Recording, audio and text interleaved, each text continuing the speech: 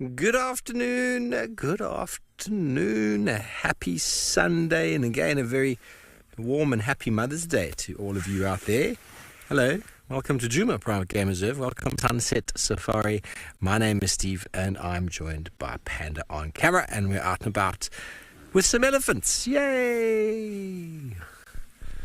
We were guided to them by the one and only Nadine in Final Control. We've been watching the dam cam and helped us find them today. Thank you, Nadine. Yesterday was a bit of a runaround, but we eventually found one. Well, we found a couple of cheeky boys just before, pushing each other around, and now they've gone off into the thickets. And don't forget, everybody, we are live. We are interactive. Your questions and your comments are valuable to us, so please do send them through. Let us know what you would like to talk about this afternoon. Right now, it's going to be a focus on elephants. We're going to try and get another position for you.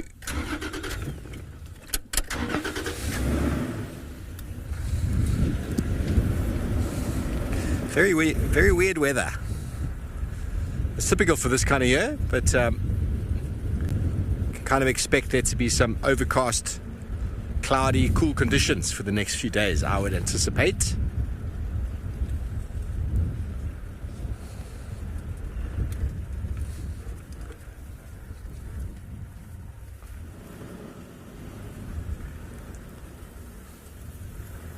Very relaxed female.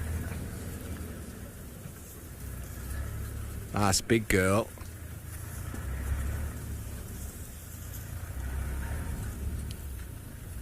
Hello Amazon, welcome on board. You're looking forward to today's drive? Well, so are we.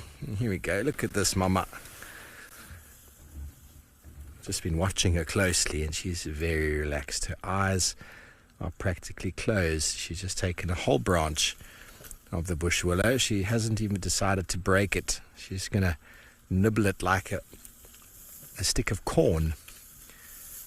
And now if she comes closer to us, that is all on her own decision. Hungry hippo. Let the elephant energy begin. She's got a youngish calf with her there, but I would say she looks like she's pregnant.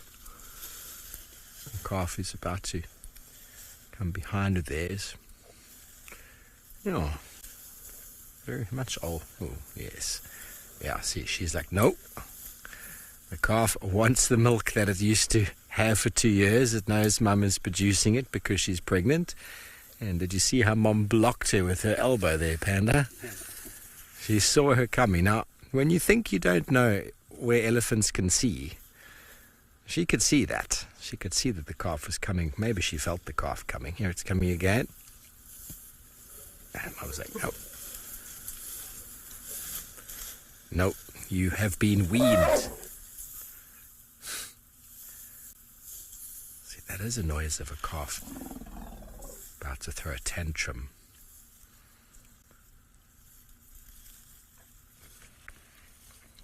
About to throw a tantrum.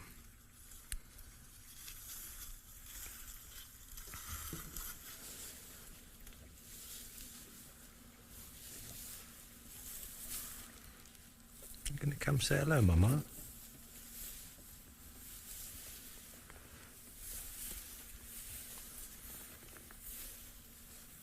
Sorry about my head.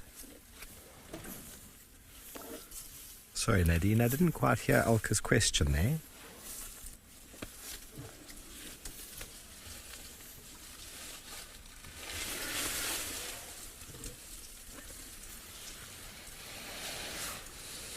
Hello, Elka. Good afternoon. Good afternoon.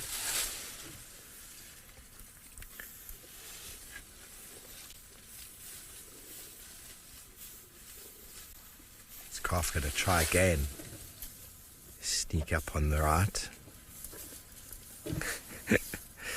They take chances like any toddler.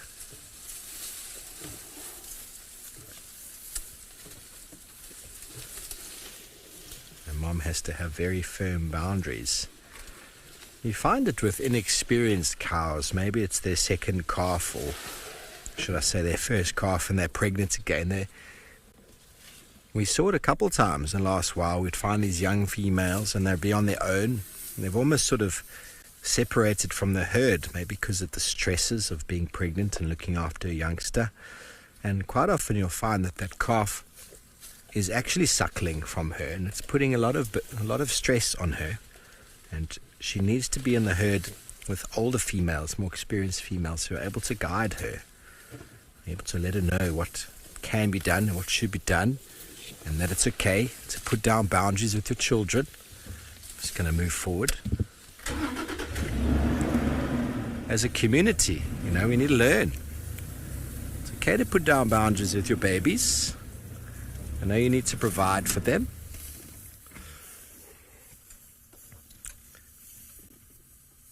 So we can sometimes feel guilty. But once a calf is weaned, it is weaned.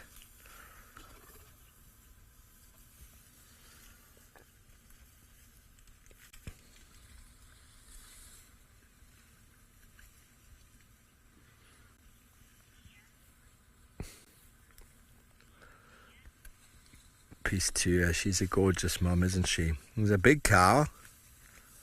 I wouldn't be surprised if she's the matriarch of this herd. They're a bit spread out here in the landscape.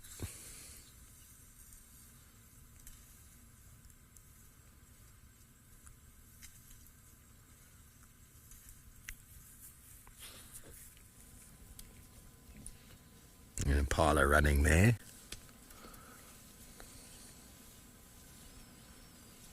Okay, I'm going to go around Panda. We're going to get in front of them again.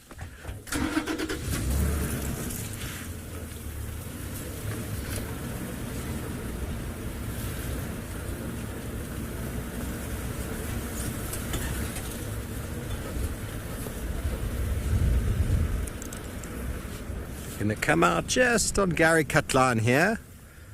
Maybe a few of them have already made it there.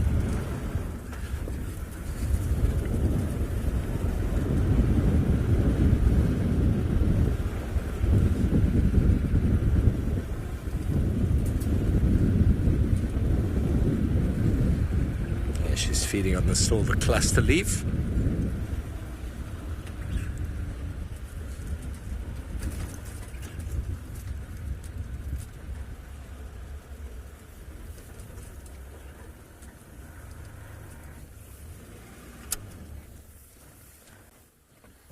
Couple little youngsters here.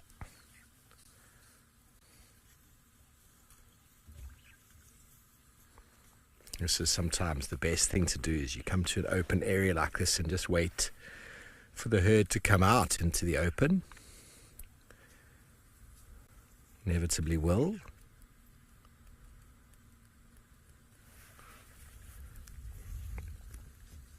The youngster's learning how to reach, break.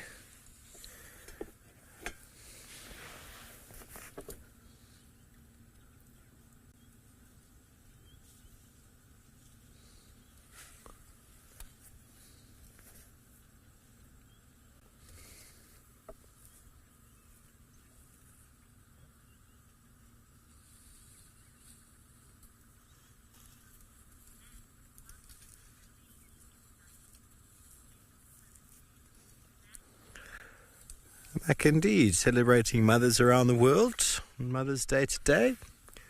Nice to see the herd, the matriarchal society of the elephants. These two youngsters eating the magic guari. Definitely more tasty plants about. And a little push and a shove, of course. They must be two boys. They weren't really feeding. They were just looking for an excuse to fight.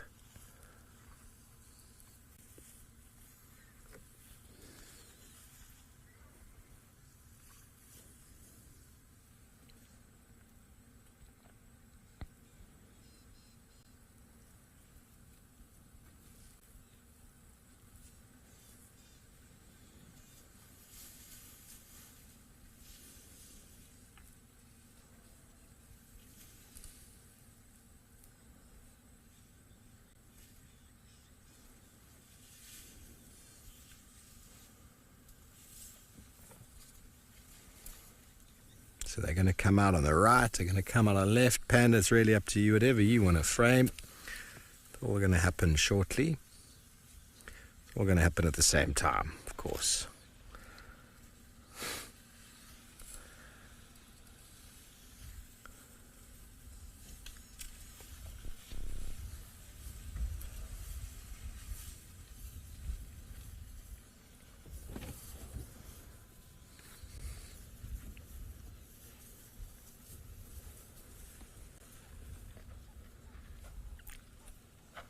Hello, Mama.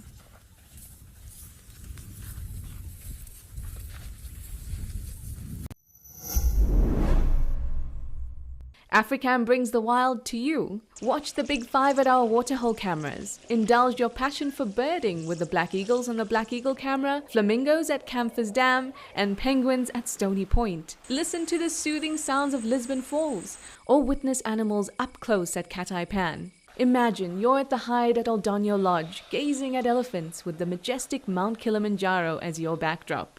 Join us at Africam for an extraordinary wildlife adventure. Are you ready for the adventure of a lifetime? Discover the magic of Africa with Wild Earth Travel.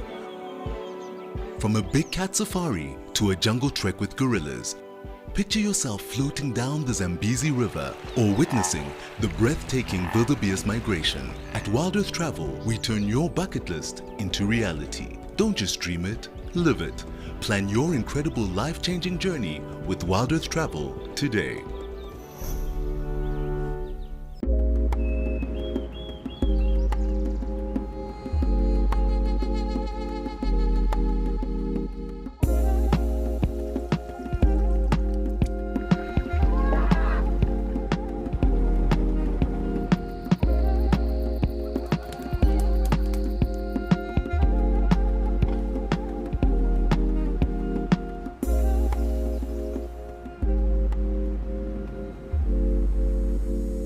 Stay up to date with the latest happenings at Wild Earth. Discover what goes on behind the scenes and get a weekly recap of the best moments on the channel. He's got it! And he's straight up a tree! Sign up to be an explorer and receive our newsletter written just for you and sent straight to your inbox every week. Wild Earth Explorers, a club for people who are passionate about nature. Thank you for joining us and have a fantastic morning.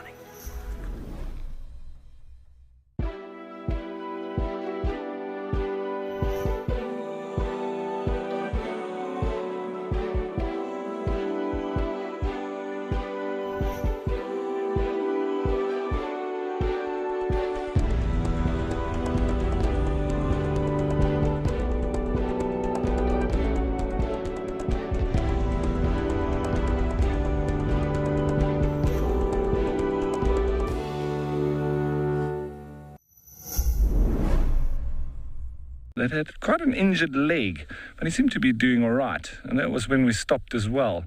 So sometimes when you do stop, it's quite a good thing, because you land up seeing other things that you weren't actually looking for. And for the moment, it has warmed up, so I'm wondering maybe they're just taking a bit of a breather. Either that, or they've landed up actually killing something. I'll have to just continue and find out. Nothing for now.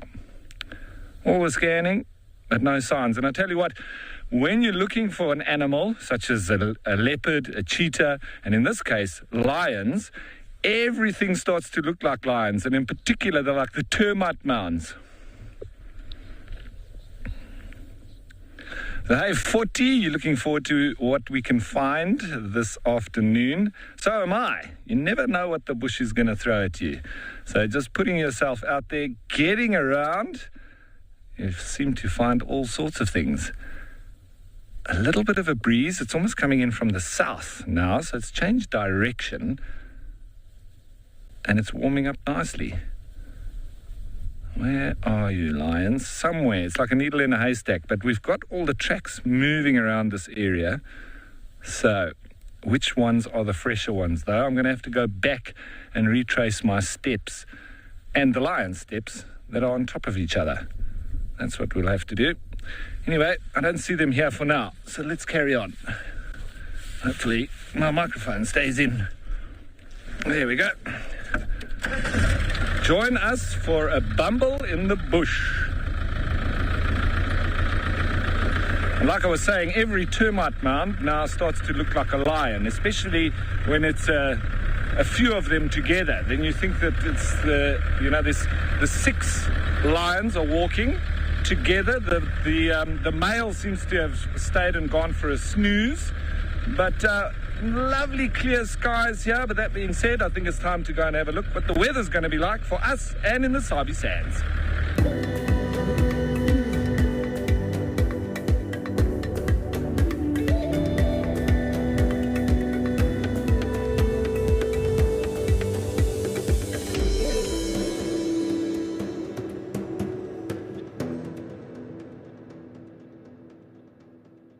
Well, as you can see, it is going to be a little bit of a cloudy afternoon, but that's all right. It's still nice and fresh out here, and I'm looking forward to this afternoon's sunset safari on a beautiful Sunday.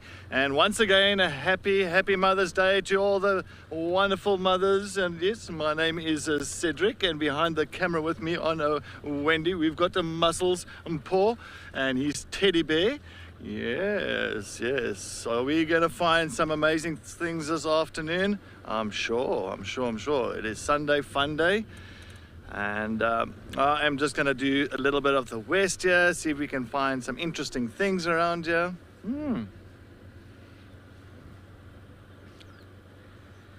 BK, good afternoon to you too from the US of A in Florida in the US of A. BK.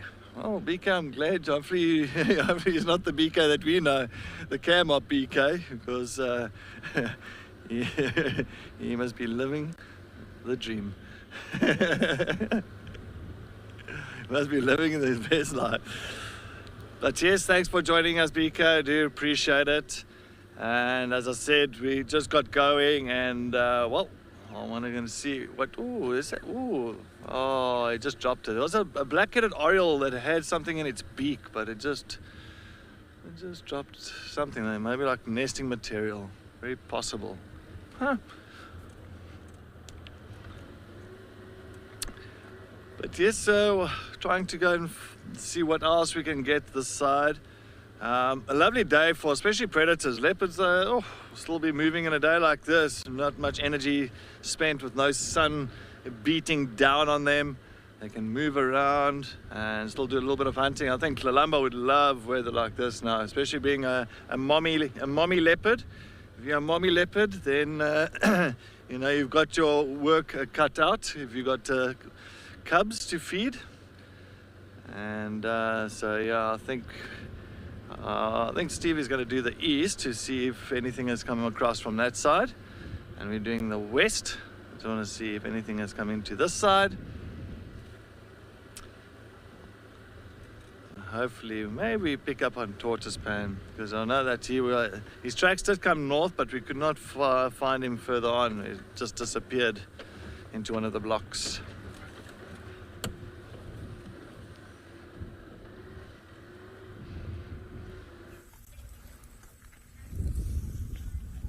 Thanks, Ed. As well, here's a lovely Mother's Day shot for you. This little youngster has tried again to try and get milk from Mum. She said no, and then it screamed again, and now she's saying, just eat this bitter tree with me, this silver cluster leaf, which from a human medicinal point of view, it's very useful for female fertility. It's very well used in the reproductive stages, and the roots are even used in assisting with the dilation of the birth canal during pregnancy in a decoction. And we see elephants that are pregnant, generally in our summer months, being very busy with the silver cluster leaf, a very, very pungent, strong tasting plant that no doubt the elephants would be choosing to eat it for its medicine. And a couple of years ago, one of the landowners up in Buffelshoek, little 8-year-old son, asked me in Afrikaans why the elephants are smashing the valbome, the silver cluster leaves so much. And that made me delve into that fact. And obviously, knowing that we, as humans, traditionally have passed it down as medicine, we probably saw the elephants doing it and observed them and thought, well, okay, they're all breeding now. They're going through all those processes now, and they seem to be favoring a certain plant. Let's have a look. Let's see what it does for us. There's obviously many, many, many other medicinal properties associated with the silver cluster leaf, but it does create a very bitter decoction.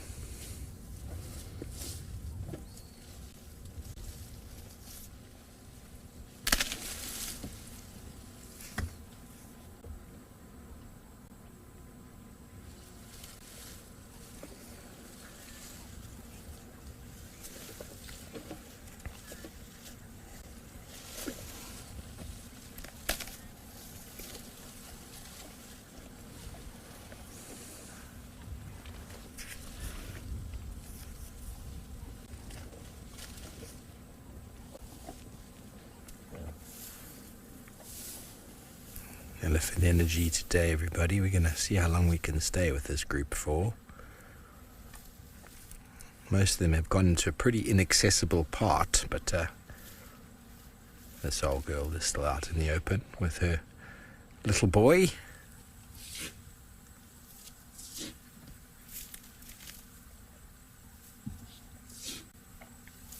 She's doing something funny with her trunk there. Almost like she was sneezing. That was very strange. I've never seen before. She got something in her nose she didn't want. She was doing this like... and then she let it out.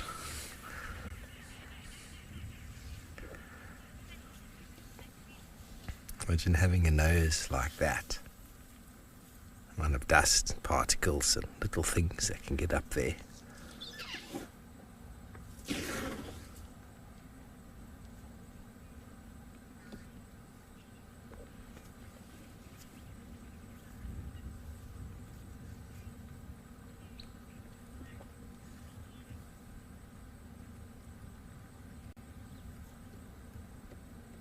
All right, so we're going still down here, but I was just talking to Paul now. There's a new thing that just came out on one of the streams here on Netflix, and it's called Living with Leopards, and it's just come out, and I just started watching it today, and it got, well, I was like, well, I watched a little part of it, and wow, when I looked at that, I'm like, I can't wait to get out on safari to look for a leopard now, because yeah, that just made me so excited. So yeah, if you watched it, I'm sure it must be fantastic. I'm going to continue watching that maybe tonight when I get back after dinner. Yeah, that is my plan of action. Some popcorn, a nice cup of hot chocolate, and that documentary. I think it's just come out.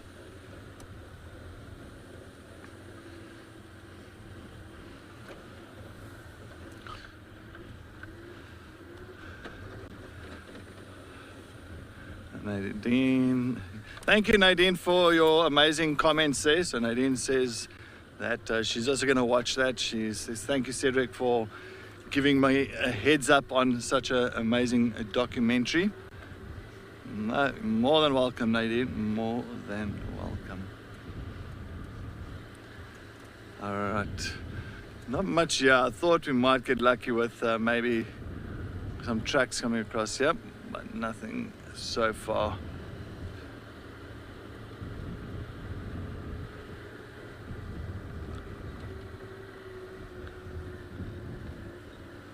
Sugar bits.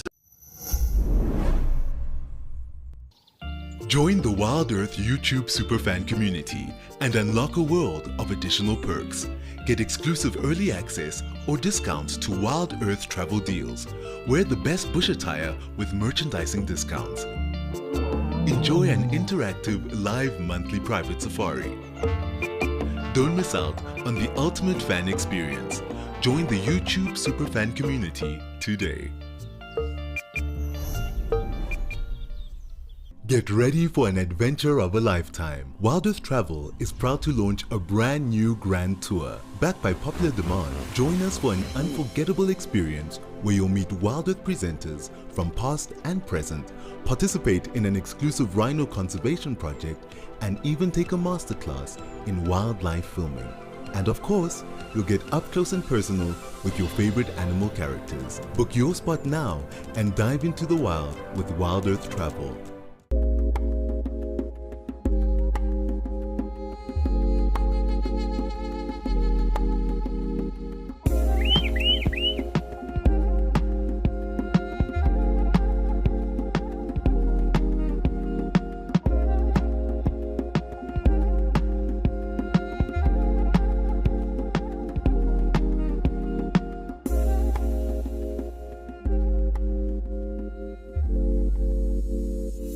All aboard the SS Wild Earth for 3 nights of oceanic exploration. Trishada Naidu will be your trusty captain. Just take that in for a moment. As we delve deep into the blue abyss. Explorers and YouTube members, grab your wetsuits, snorkels and goggles and jump aboard for commotion in the ocean.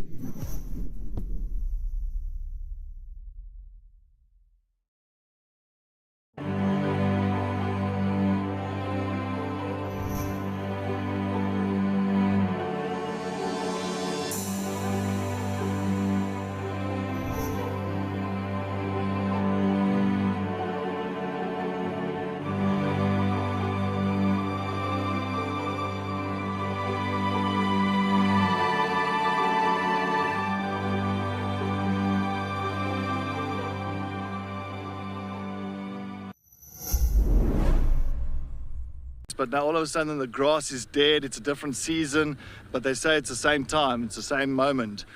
You're like, really? But that looks like different seasons.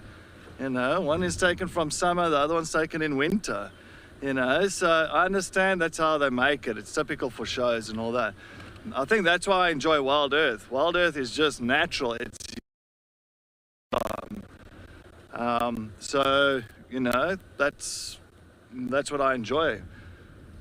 And I think out of all shows I've seen, I think Wild Earth is the one that I watch by far the most. I almost saw somebody's lying on the road there. Oh, my heart just sunk there. I thought it might be a leopard or something that's lying on the road, but it's, once again, it's dung, elephant dung. I almost had it like that this morning. Thought it was a hyena on the other side of Treehouse Dam, and it was elephant dung.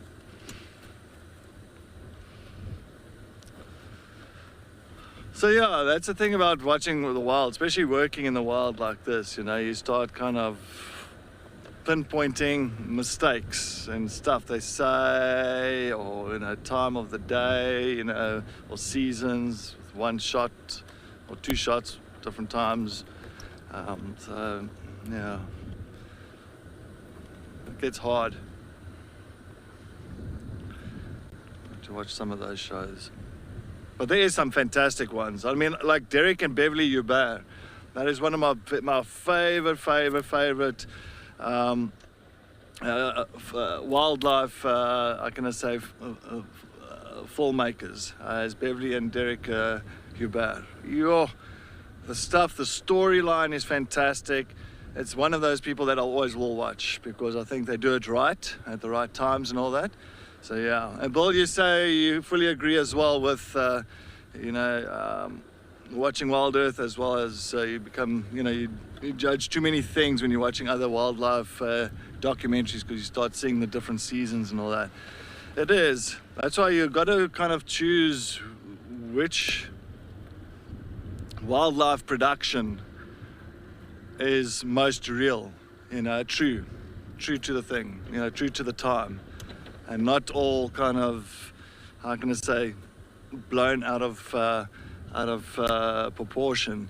And I think, yeah, that's why I say Wild Earth is still Wild Earth is by far the most, how can I say, raw wildlife program that you'll get, by far, raw.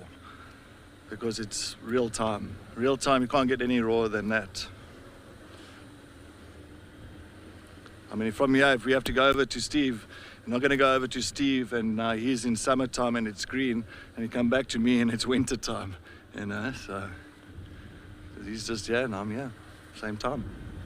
Hey, what do you think, Paul?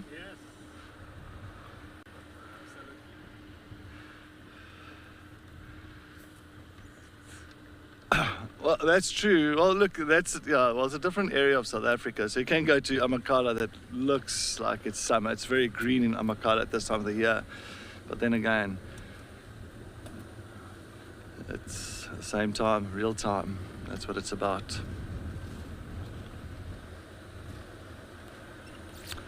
All right, well, we're going to get down towards Treehouse Dam. I've just got a kind of a slight feeling about Treehouse Dam. Let's head over to Steve to see if he's pretty much on the same time as me. Thanks, Sid. As well, we've managed to find a little gap down here where other members of the herd have come down and are feeding. They spread out a good 60 to maybe 100 meters even. Like going into the shopping mall, you just take your own aisle, go shopping for what you need, then you reconvene again by the checkout counter. It doesn't pay for them all to stay right next to each other while feeding. But you'll always have the adults with their youngsters, normally quite close by. The closer to the adult the youngster is, in my opinion, generally regarded as a female. And then when they get brave like this, you can kind of anticipate that it's a boy, as he's coming to check us out, giving us all the signs of dangerous elephant behavior. Take a deep breath, everybody. We are being charged by this young elephant bull. Hello, my boy. Hello. And he's going to come from the side. And he's now going to show us how big he is. He's going behind the vehicle, unfortunately.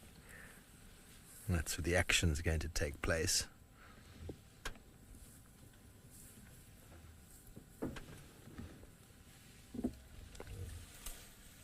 Now, we are between him and Mum.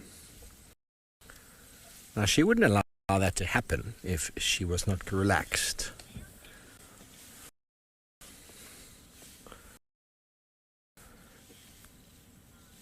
Martha, I think so. When you get cheeky elephant calves, it's, in my opinion, always boys. The girls just seem to sort of hang out close to Mum, and they're always there doing what Mum's doing, learning. Now he's trumpeted behind us, and now Mum's going to come and investigate. What on earth is my child doing? She rumbled. I wanted to reposition, but I'm going to wait a second, because I don't want her to feel like we're the one who's caused this to happen. There she's waiting. Like, what are you doing, child? He's running around in the bushes behind us. And there's the patient mother going, oh, there goes Cedric once again.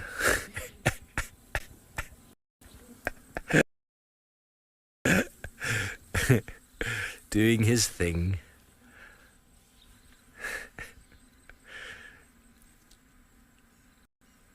So that's my opinion, everyone. I don't know of any scientific facts that's proven it, to be honest, but whenever I spend time with elephants, the ones when they come out and are cheeky have always been boys. Always.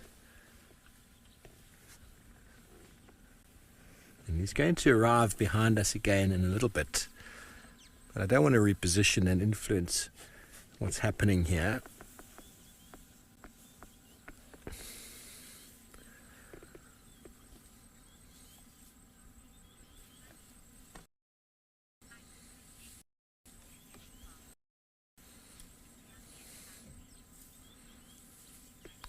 Beach Bunny, you can relate to Ellie Moms. It'll be a challenge to wean.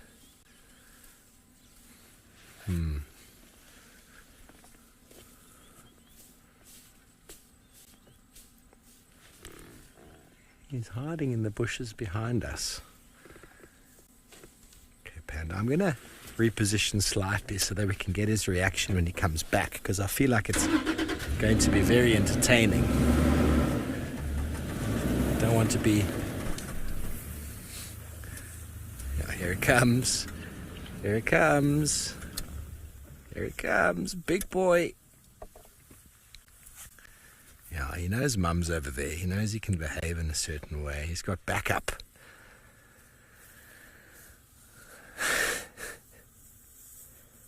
Now watch, he's going to give us a bit of a hard time. Oh, there's a stick in the way. I've got some grass sticking out of my mouth. See, that's as close as he wants to come to us. He doesn't want to come any closer. And now he's going to run a little bit to get back to Mum.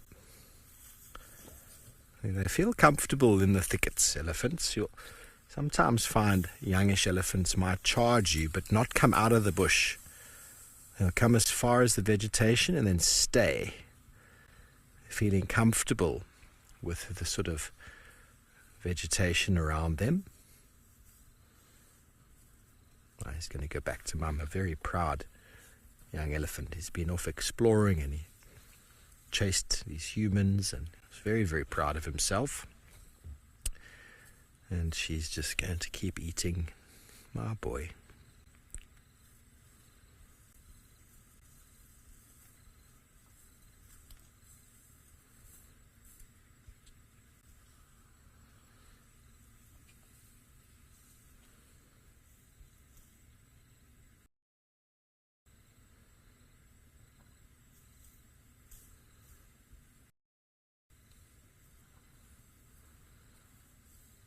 Just found ourselves a bit of a scratching post there, a lovely leadwood tree. Makosi, we must greet the ancestors when we encounter leadwood trees.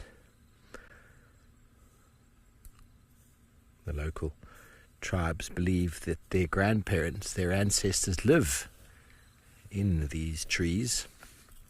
There's another one coming on the left, Panda. You decide what looks better for you. It's a young boy. A little bit stressed. See the streaming in the side of the head. Maybe he was charged by this young elephant bull and he's feeling a bit stressed because of it.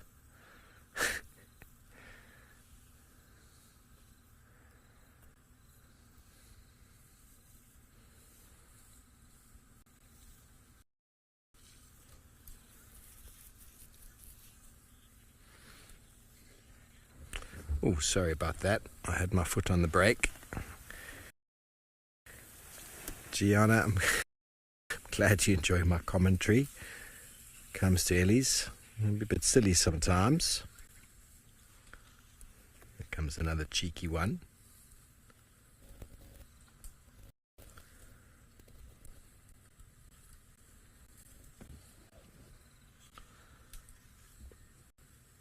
Ensconced in the red bush willow there. Oh, it actually looks like a russet bush willow. Makes sense. This area of the landscape more commonly suited for the russet versus the red bush willow.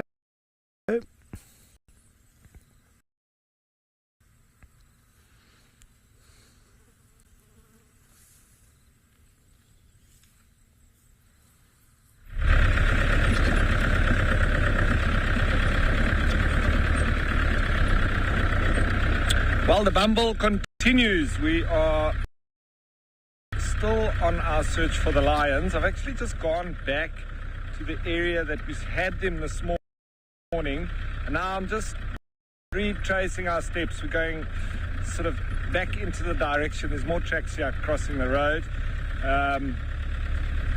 So it's just a case of circling around, retracing our steps, trying to pick up on the freshest tracks available, because with the sub-adults, it does make it a little bit we should probably prepare to move fairly quickly. Wild Earth presents Safari Spotlight, your front row seat to the wonders of the wild. Join our expert naturalists each week as they guide you on an unforgettable journey through the heart of nature. Looks like this female came out here. What a privilege to be here. Subscribe to the Wild Earth YouTube channel and never miss a moment of the adventure. Wild Earth, connecting with nature. Explore the untamed valleys and thickets with Ralph Kirsten. Beautiful. Or venture into the wild with Eric Barnard. I will take you to my favorite place to show you my favorite animals, share the best stories, and you will definitely be able to watch the stars. There are only 6 places available on each safari. For more information and to secure your seat, contact Wild Earth Travel.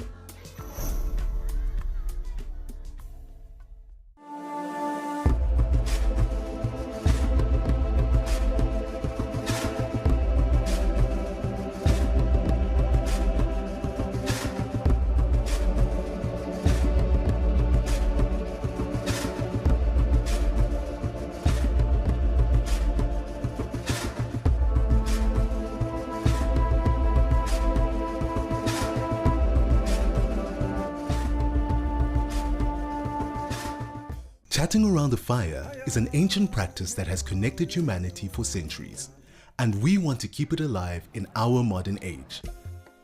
As an explorer, you'll have access to intimate gatherings with our naturalists, fascinating guests, and experts where we share knowledge, insights, and stories around a crackling fire.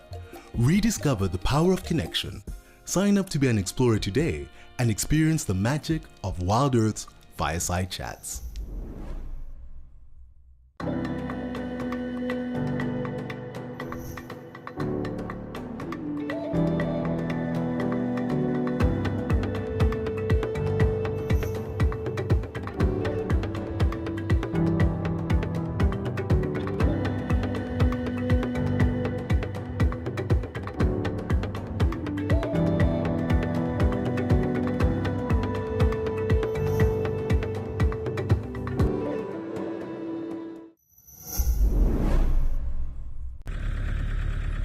Who knows? Always check at the junctions as well, just to see if they haven't crossed. You know, animals are also quite clever in that they use the path of least resistance. They often walk along the road, so they often pick up their tracks there. Then it's just a question of to see where they left the road and which direction they went in. Because once they head off the road here, unless they're on a game path, it's almost impossible to actually track them. Then you've got to be intuitive and go ahead and find them on the other side.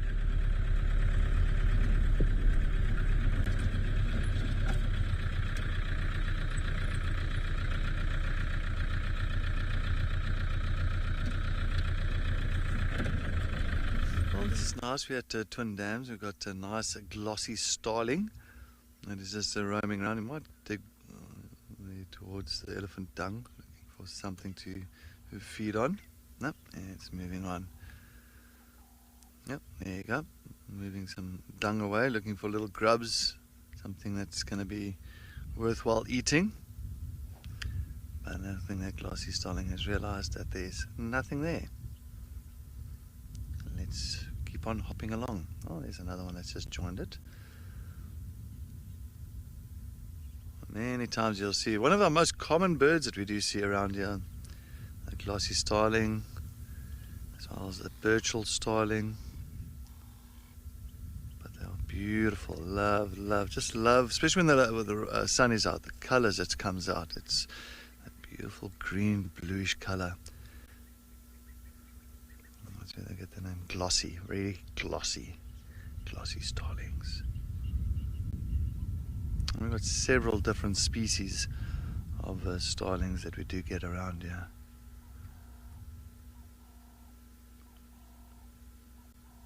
I think while these ones are always around this water area, there's a couple of dead trees here, so they do nest in a dead tree in this area. Sue, you said you'll love to see a wildebeest. Yeah.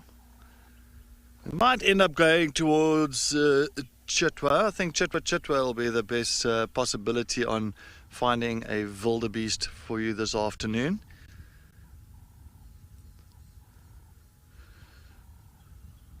So yeah, let's see if we get lucky with that.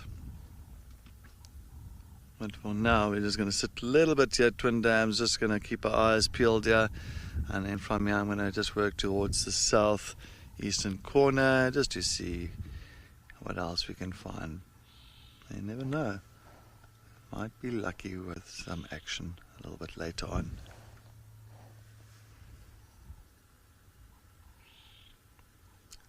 Is there another bird there that's just in front of that one?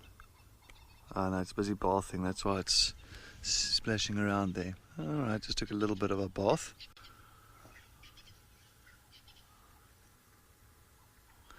Jilly B, much prettier than the European cousins. Jilly B, apparently, yeah, I heard like the starlings in Europe, they're brown.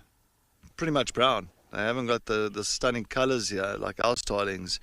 I mean, the starlings here in southern Africa is really, really stunning. I mean, even like my favorite one out of all the starling species is the violet-backed starling. Oh, they are beautiful. That purple head and the purple back with that stunning white breast. It is yeah, one of my all-time favorites. That one's gone now. Is it still bathing? Yeah, it's still bathing there. There we go, just having a little bit of bath. Looks like it's actually bathing inside of a elephant track there. So the elephant track, that's where the elephant coming down to have a drink and left a nice big round spoor there, and then it's filled up with some water, and then looks like the starling was enjoying that. And now that one that just landed there is a Burchell starling. So that's a Burchell starling without much larger than the glossy, much larger, but a little bit bigger than the glossy starling. As well, it doesn't have that orange eye like the glossy starlings. Burchell's starling.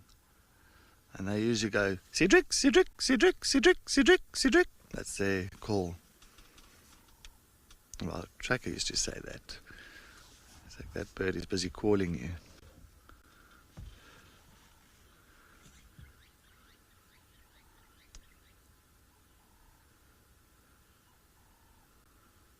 Coming down for some water.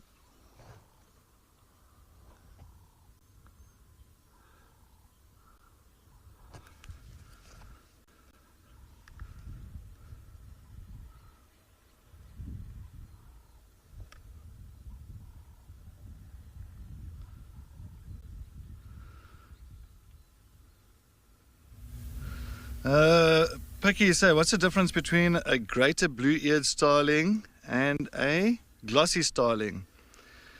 Well, the greater blue-eared starling is not as, how can I say, not as glossy. I think it hasn't got that real beautiful spots on the wings, on the primary feathers and all that. Where the greater blue-eared starling hasn't got that. Where the glossy starling has got these little black speckles on the wing itself. They're very similar, very, very similar. Trust me, they're very similar. But as well as behind the greater blue-eared starling, that's why they call it a greater blue-eared starling, you'll find it's got like a dark, almost like a navy blue kind of a shading behind the eye area. So we get the greater blue-eared a little bit, but not as common as a glossy starling at all. Not as common. I think also the underparts, the underbelly part as well for the greater blue-eared starling is much darker compared to the Cape Glossy. All right, well, as Steve has got some energy, yeah, well, I'm sure Steve has got some energy. He's got some elephant energy. Let's head over to Steve.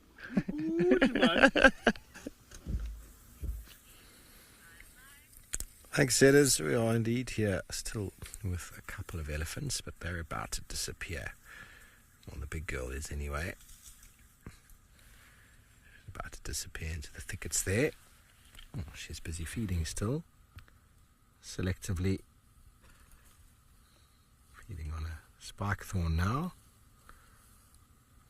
Just feeding on a sandpaper raisin just before, but they were here in the open, munching away at the red grass that is accumulating here in abundance and beating it against the body in typical fashion to remove the soil from the roots.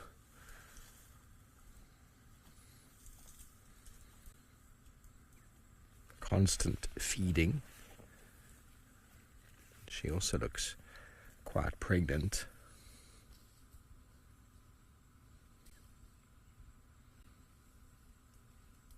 Good afternoon, station. Is anybody mobile in Juma?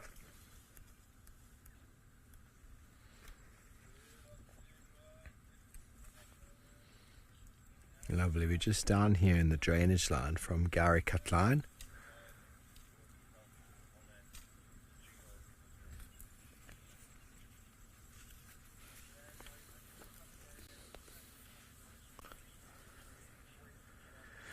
Hey, 40, you know that, I don't know if you were watching when we had that youngster right next to us earlier scream. It's such a dramatic sound. And, you know, elephants rumble and they trumpet. We all know those sounds. And the trumpets can be all sorts of things, from excitement to alarm to youngsters just trying to impress. But that scream, many, many times in the past, I thought to myself that scream is something of incredible importance to the herd and they're going to react to it. But that scream, for me, for the most part, generally is a youngster throwing a tantrum because it hasn't been given what it was allowed to be given or what it was. We have an exciting announcement. Wild Earth is launching a YouTube membership program. For a nominal monthly fee, members get an ad-free channel, prioritized questions, early access to videos, and many more perks. You'll get fun features like badges and emojis that'll make you stand out in the chat. YouTube memberships will help us to continue with our mission of connecting people with nature while giving you access to lots of our amazing content. Are you ready for the adventure of a lifetime? Discover the magic of Africa with Wild Earth Travel. From a big cat safari to a jungle trek with gorillas, picture yourself floating down the Zambezi River or witnessing the breathtaking wildebeest migration. At Wild Earth Travel, we turn your bucket list into reality. Don't just dream it, live it. Plan your incredible life-changing journey with Wild Earth Travel today.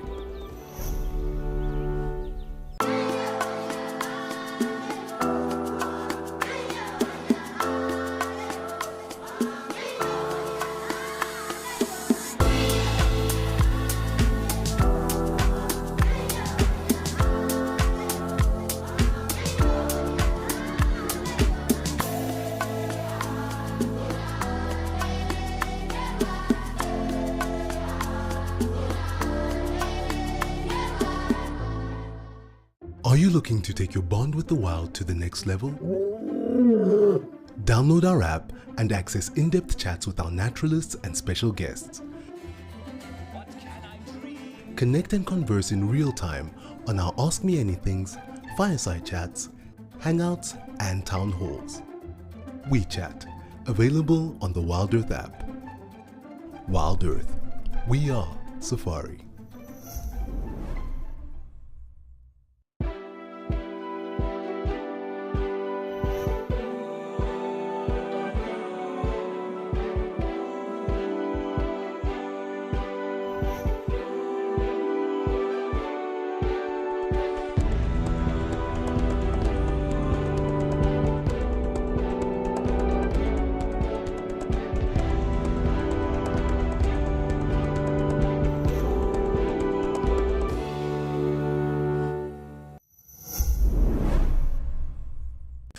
Leadwoods do.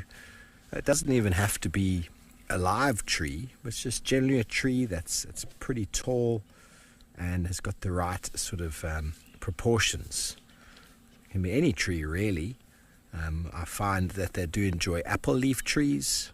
They enjoy leadwood trees and marula trees, but depending on where you are, apple leaves and leadwoods are often low down on the landscape and very close to water and mud. So they'll often get utilized, but any tree can be used, including boerbeens and tambourties.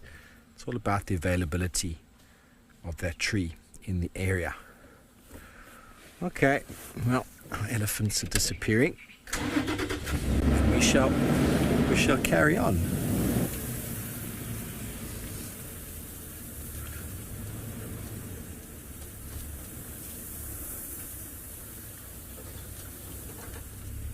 Yes, it was, Nadine. It was a lovely time with our Ellies.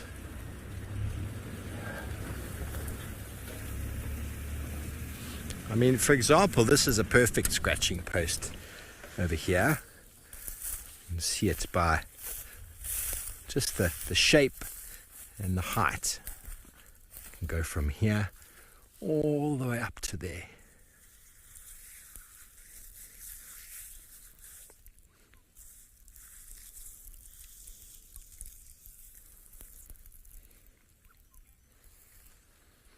So a tree like this has got lots of different areas, from low down for small elephants to much high up for large elephants. And it's rough, and it's been used countless times by many elephants. And it's along a game path as well. So they would have come from a drink or from a mud wallow, and then this tree is perfectly in place. Another tree like this could work as well, and probably did for a long time. There's lots of mud on it here, but slowly but surely over time it got broken. But warthogs still use it, or that might be an elephant's leg. Perfect over here for a buffalo, zebra. They like that. Nice little knot, gets right into that sort of hard to reach spot. Lots of little knots on this tree. So this is an old leadwood that's been here for a long time, and it's actually regrowing, even though it's seemingly dead. There's a little baby coming out. Thank you, elephants. We'll see if we can catch you on the other side. Why not? We have the potential to maybe do that, but they might be a little bit too far from the road for us now.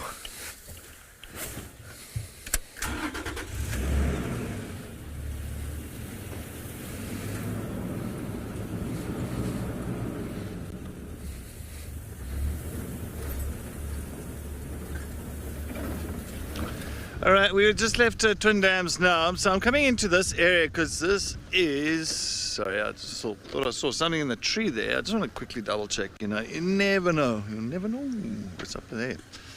Sorry, I just want to see. I want to double check. This is Lalama's favorite little spot at the moment for hunting. She loves coming around here. Sorry, I'm just looking up in that marula tree there. Almost looked like a feet that was dangling from the paw.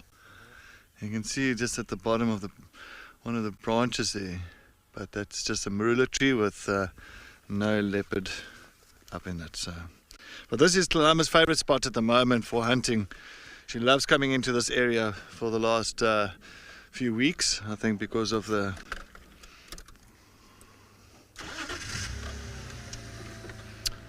we always have to take a look at, Nadine. You never know. That's why I'm looking up in all these trees here.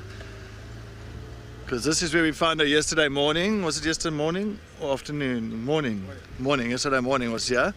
And then the other day, and many times the tracks have been coming into this little spot here, and then she goes back into Torchwood. So she loves this little spot here. Not too far from a den site that's inside Torchwood. Oh, we've got some nice... Oh no, don't fly. At least the one didn't fly. The southern yellow-billed hornbill.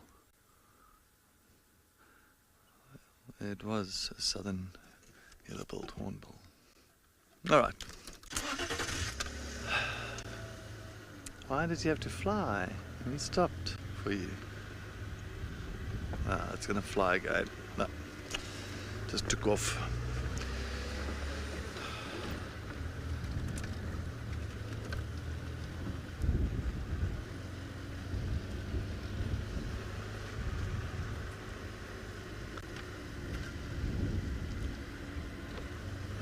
Thanks, Nadine. So I'm also just taking a look up here because that male leopard tracks went across the baboon pan And I know that Mawati sometimes likes to come back up onto this road. And especially that he knows that he's got little cubbies that's hanging around here in Torchwood. I wonder if he's not going to spend a little bit more time patrolling this area, making sure that there's no other nomadic males coming into this area, making sure that his babies are safe. Oh, what is that? That's a Nyala. Oh, well, that's a Nyala. At least that's a Nyala. Oh, don't run. Everything is running. Flying or running away. Oh, so important. It seems like you say they're running for a reason, Nadine. Could be possible. It's like yesterday with the fuse. There was a reason for the fuse to go because all of a sudden we got some nice sightings. All right, let's see. Two beautiful male Nyalas here. Stunning boys, fully grown males. Full-grown boys. My favorite of all favorite antelopes. I love them to bits. I just love those long socks that they do wear. They're brown socks. And that nice white hairs that's running along their spine area. And especially when they start sussing one another out, they'll actually raise those white hairs. Philo erectus, we call it. And they raise their hairs. Those are stunning little markings on the face. Alright, let's head over to Steve as he's got some sassy elephants. Well, the elephant energy is not over yet this afternoon. Oh, it's a nice big girl here. Very impressive female.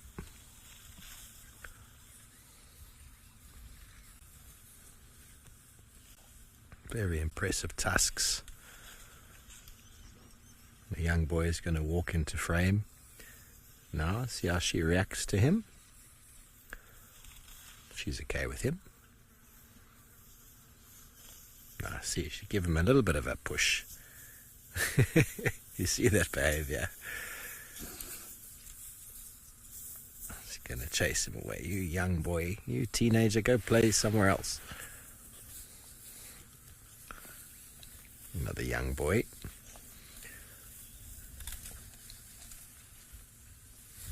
Okay, so more elephants heading directly towards where we were. So I'm going to just reposition. That's a beautiful big cow, that. I want to get in a position where she come and say hello. You see now, I mean, the youngsters are behaving now. They're like getting all antsy with us. But that's got nothing to do with the adults. This little youngster, is a boy again.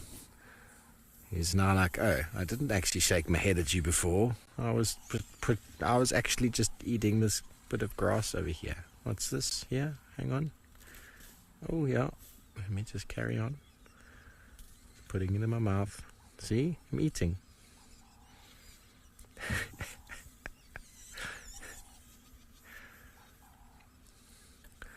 You know, like that as a young boy, you do something to a big man and then suddenly he turns and he looks at you and you go, oh, hang on, I wasn't doing that. It wasn't me. It was him. Okay.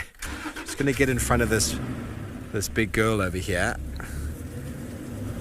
You see, I can do that now because I know the behavior. I know everybody's relaxed. I know everybody's quite happy with us. And I just want to position in a way that maybe get a walk by for this girl, which I think would be quite nice. Back to where we were.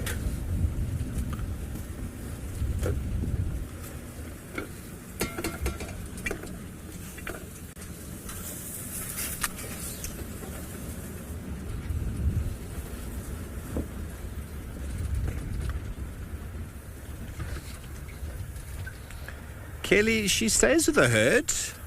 And as she gets older, probably her first daughter, or you could say her oldest daughter, will then often take over. become the matriarch, and then she just hangs out and retires as the granny in the herd. So she doesn't make all the decisions anymore. She's not responsible for everybody's well-being. She just carries on with the herd and gets into sort of a retirement stage. Okay, so she's directly in front of us there. She's going to be coming through shortly. Very impressive tusks for a female. And you can often tell these older females in the herd, they're not lactating. They don't have a young calf close to them, and they're not pregnant.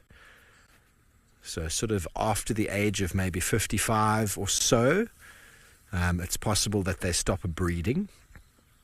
And then once they've stopped breeding, they essentially aren't, I don't know if the right term, eligible to be the matriarch anymore. But they don't have as much interest or aren't as invested with youngsters anymore. They've still got knowledge to give and are still grannies and are still very defensive and protective of the herd. But they sort of tag along. Hello, young boy.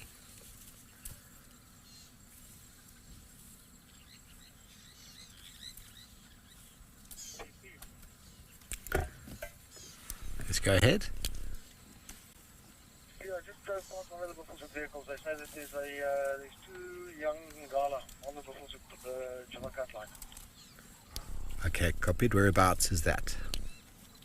Sounds like he's very close to Sandy Patch somewhere there. He set the Buffelshoek signboard from the slightly east next to the road on the right hand side. So I think it's just inside the Buffelshoek. Thank you very much. I might go there shortly. Appreciate it. On the Buffelshoek road, I'm also heading kind of in that direction. I'm looking for the info, so if I do find them, I'll let you know if I leave before you. Copy, thanks.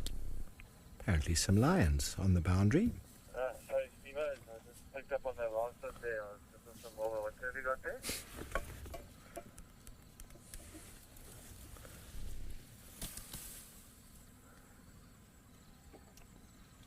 So I feel like our matriarch is doing a bit of a loopy-loop around the side there.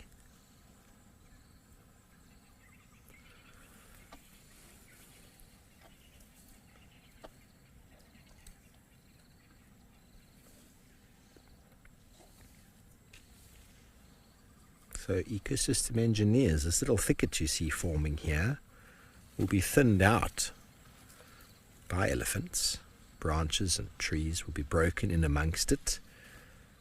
Very evident in places up in the northern Kruger where we get these big dense stands of fever trees which grow in these thick accumulations just like this, and then you find the big fever tree forests which have sort of been almost agriculturally planted, but what's happened is the elephants have thinned them out so that the trees can actually grow optimally with the space requirements that they need to grow into nice big trees.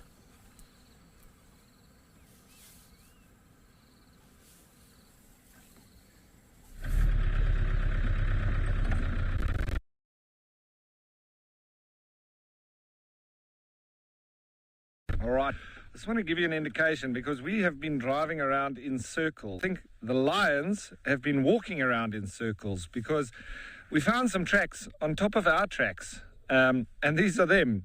So they've walked down here. This is one of the bigger females. It obviously looks huge. If I put my hand next to that, it looks a lot bigger than it actually is because this is very soft sand. So if I put my foot in there, you see how it caves, and so it gives an impression that the track is actually bigger than it would be in soft sand. So it's not always what it looks like, if I can say that. But anyway, they've walked along down this road, and here you can see more so the true size of this track, and it's one of the adult females. It's quite far for you to see, but right on the edge there is very defined sort of straight angle on this track at the back. This is a very good and sorry for the radio there, you might not be able to hear it.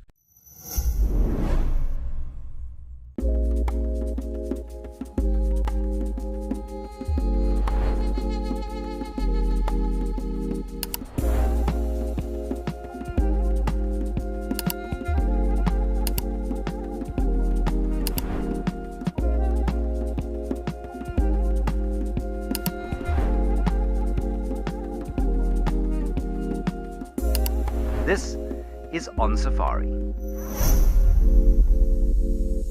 Get ready for an adventure of a lifetime. Wild Earth Travel is proud to launch a brand new grand tour. Backed by popular demand, join us for an unforgettable experience where you'll meet Wild Earth presenters from past and present, participate in an exclusive rhino conservation project, and even take a masterclass in wildlife filming. And of course, you'll get up close and personal with your favorite animal characters. Book your spot now and dive into the wild with Wild Earth Travel.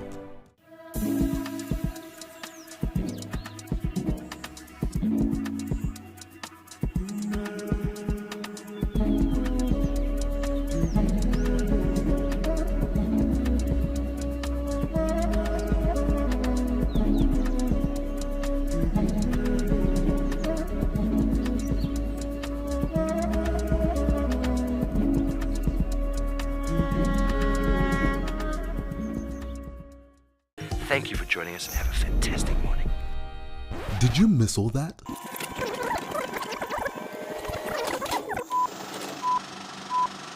Never fear, you won't have to miss another beat on Wild Earth again with our Catch-Ups channel, where you can rewatch missed safaris and shows whenever you please. Only available on the Wild Earth app. Thank you for joining us and have a fantastic morning.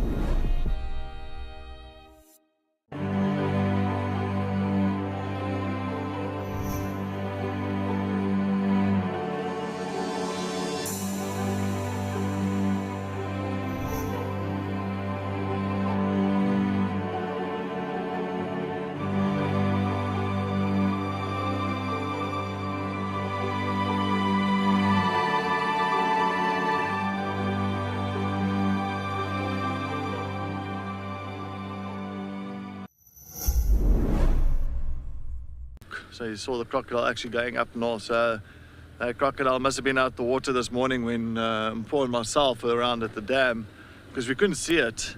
And I thought, oh, that one is gone. And now I'm sure that croc is feeling that it's time to move on.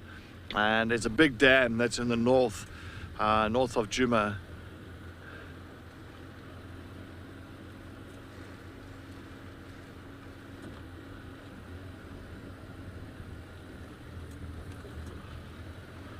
Oh no, all right. So of course it's Mother's Day and my mom's favorite animal of all times is a giraffe. She loves giraffe. She would sit with giraffe the entire day.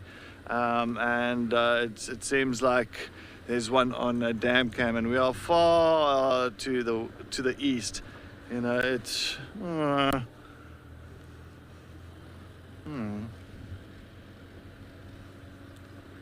Well, there's one on Djuma.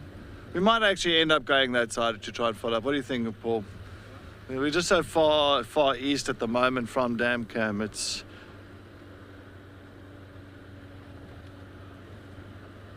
Yeah. No, Nadine... So Nadine says when she was here, there was a giraffe that was on a Gary cut line. And when was that? It was about 2 weeks ago. About 2 weeks ago, and so Nadine thinks that one might still be there. Of course, Nadine is... No.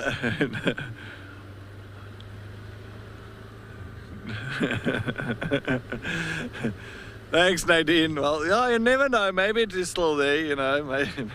Maybe it hasn't moved at all. And we're actually talking about the what's it called, that thing? The onesie, eh? It's that. Onesie. Yes, let's do that, Nadine. Okay, so what we're going to do, we're going to cross over to the dam cam and I'm just going to chat about the giraffe and everything. And yeah, let's go over to the dam cam, Nadine.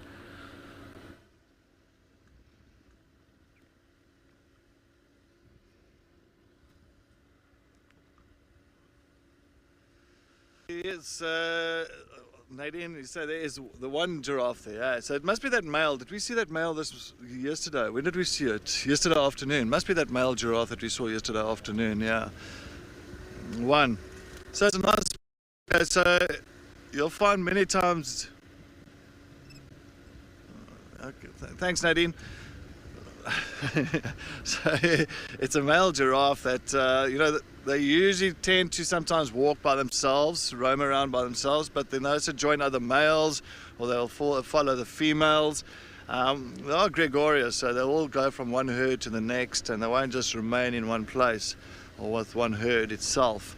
But you'll find giraffes are very skeptical and very tentative on coming down to waterholes. They're one of the, I'm going to say, animals that's very nervous on coming for a drink, because being so tall, you can imagine you're coming down to a waterhole, you're so tall, if you lean down, I mean, if you're 5.5 meters like a fully grown male, you have to go down and you have to start, kind of spread your front legs to try and get as low as possible, and then bend down to have a drink. You're very vulnerable at that point in time, very, very vulnerable.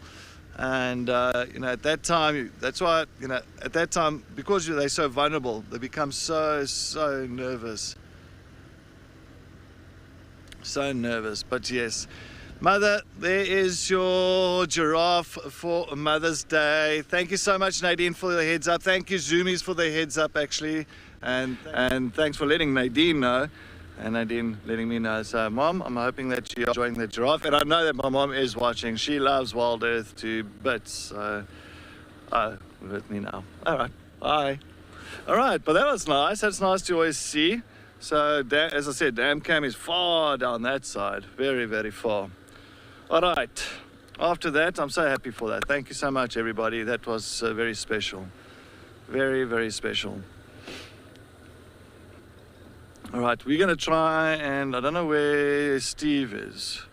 That might be Steve down there. I'm just going to get my binoculars out quickly just to see. There's a vehicle. I know it's a tree. Anyway, sorry, Paul. Yeah.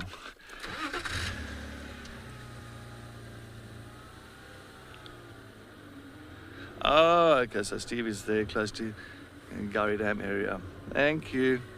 Oh, no, it was just a tree that I saw. The weather's interesting here.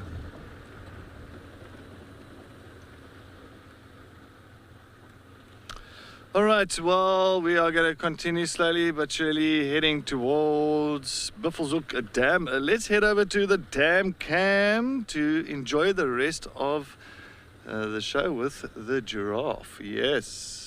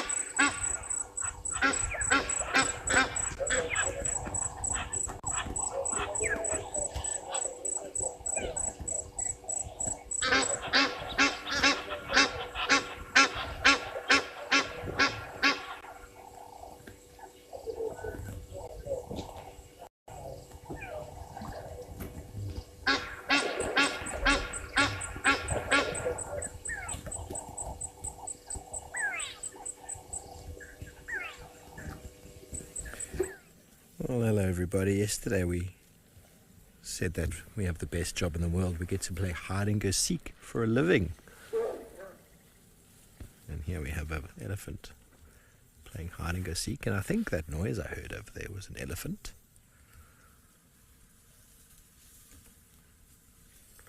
But that big female, she came through this thicket already. And this young boy over here suddenly has noticed us, and he's got some very thick tusks that are getting quite long for such a youngster. He's going to be a big boy. And if you weren't sure whether he was a boy or not, it does take a bit of practice, but sometimes it's easier than other times to tell.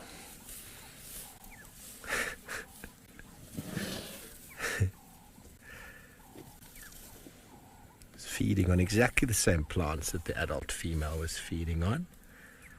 Now feeding on a young leadwood, which we seem to see elephants really enjoying. The leadwoods that haven't escaped to the height that many of them have, they get fed on quite deliciously by elephants.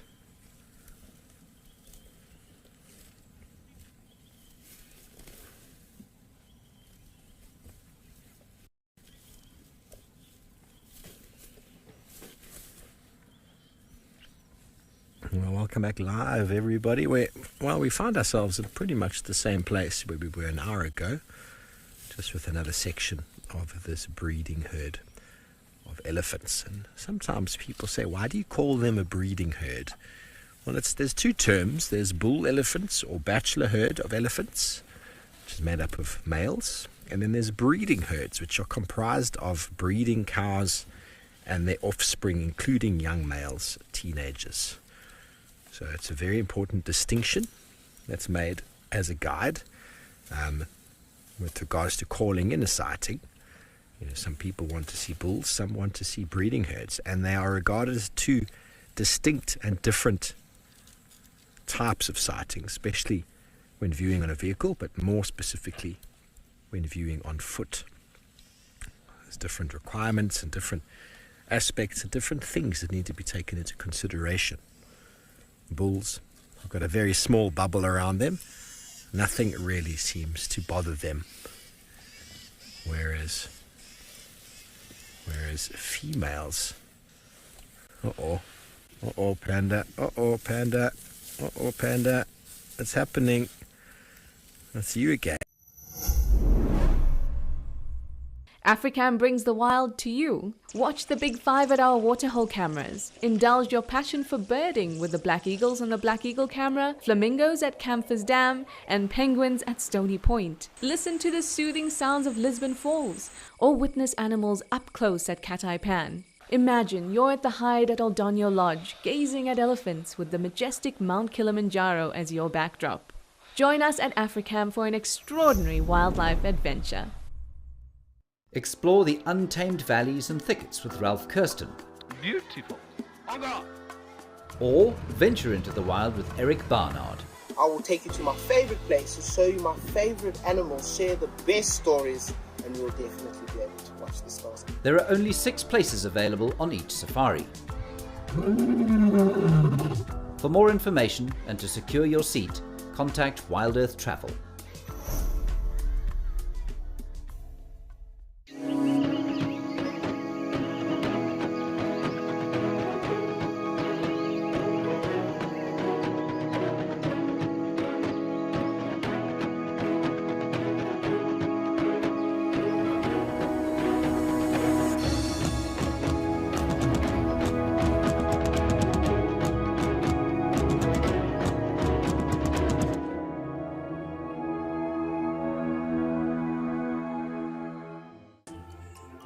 Not everyone gets excited to hear a leopard chuff, spot a pangolin, or see a real impala rut. But if you are wild about the wild, you can become part of a community of like-minded nature lovers and share authentic wildlife experiences with the world. Join the Explorers Club and you will also enjoy the many benefits that come with it too. Wild Earth Explorers, it's in your nature.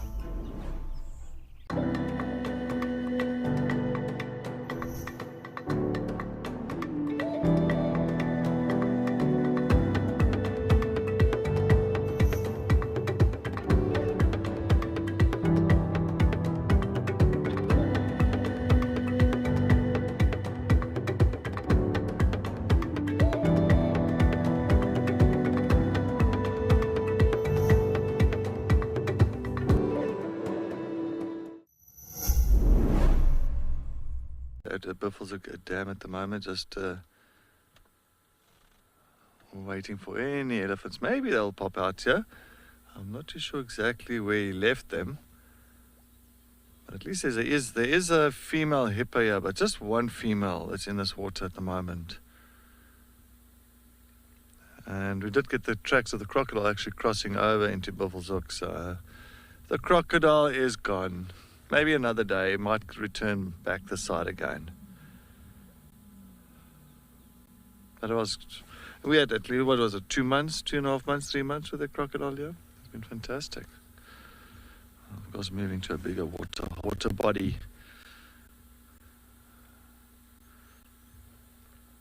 But we just got this young female that's just bobbing up and down here in the dam. Hello, girl. Yes. And just keeping a close eye on us.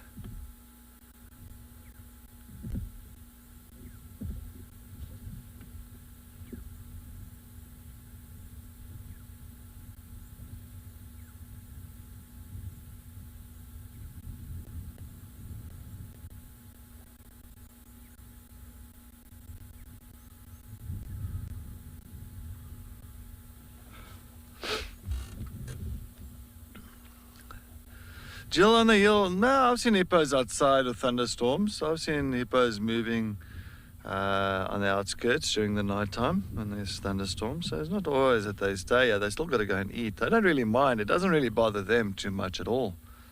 You can imagine they stay in water all day. So walking around, if it's in a huge thunderstorm and there's rain coming down, it's not going to bother them too much.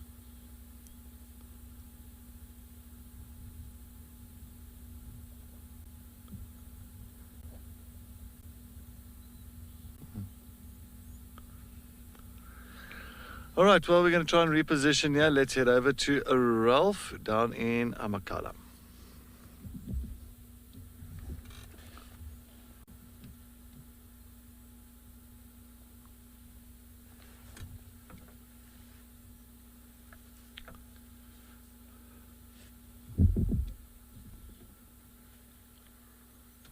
I do apologize. You'll have to just stick with us. It looks like, unfortunately, Ralph went into a little bit of a bad signal spot, but there is a beautiful grey heron that's fishing here on the inflow of the dam. There's a grey heron, and there's also a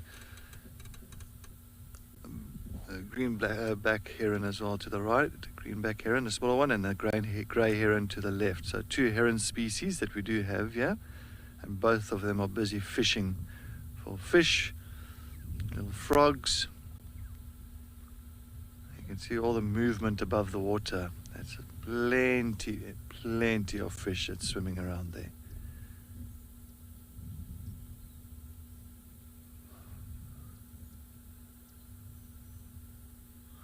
Well, we're going to try and see if we get a better signal somewhere else. While we do that, I think let's look at a beautiful clip all about water sources. Water is a fundamental resource for all creatures.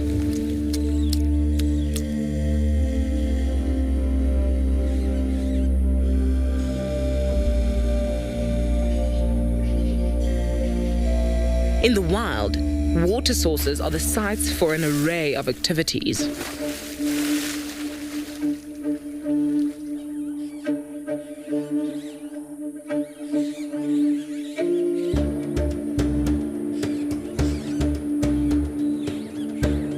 In the southern parts of Africa, the dense thickets and lush greenery dwindle and crisp up with the winter season.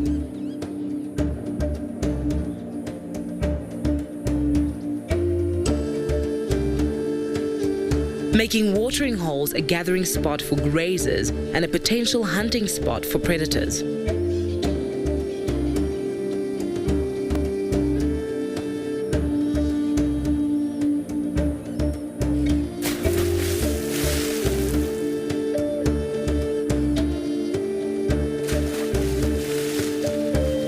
But the giants of the Lowveld never disappoint when visiting their local watering hole.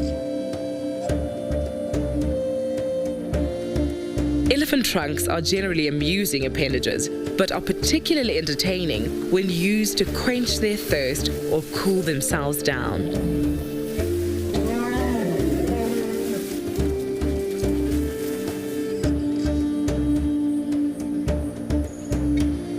In East Africa, the Mara River is infamous for the treacherous task it presents to the migration herds.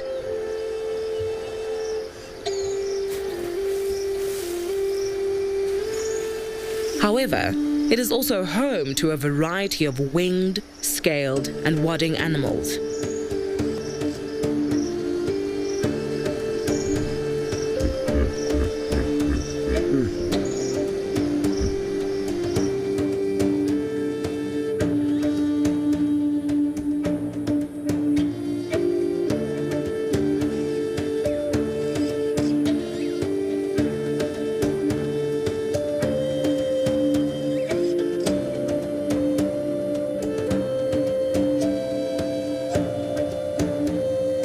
It serves a necessary purpose, but also allows for moments of sheer joy and fun.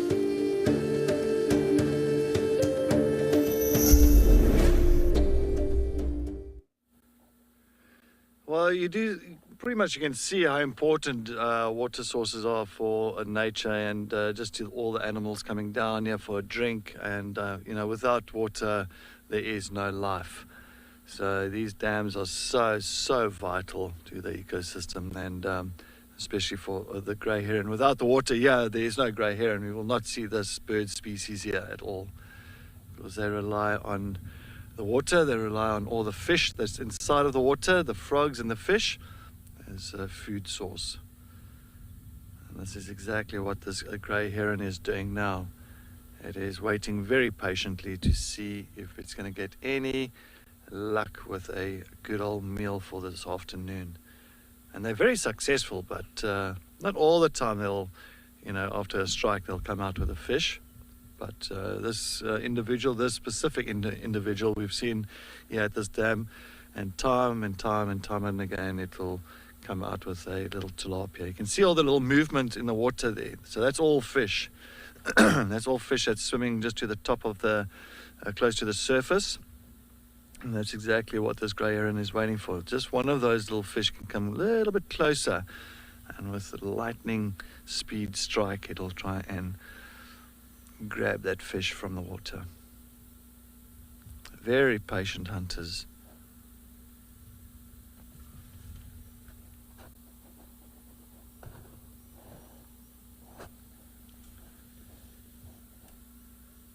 And then we'll just wait patiently here. We'll try and I'll see if you want to go to the greenback, it's a little bit further down here.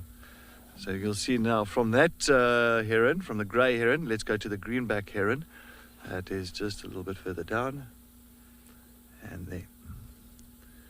Same thing, also waiting patiently on the side of the water. Much smaller, going for the little fish. So you can see there's a little bit of grass and that's moving in front there. And many times you'll find the fish will find like a little, like a little safety net for them. And this greenback heron is waiting for any little bit of movement coming out of that grass that's floating above the water there. Oh, it looks like it's catching maybe little water arthropods there. Oh, there it goes. And he had enough of that side. He's going to try the other side now.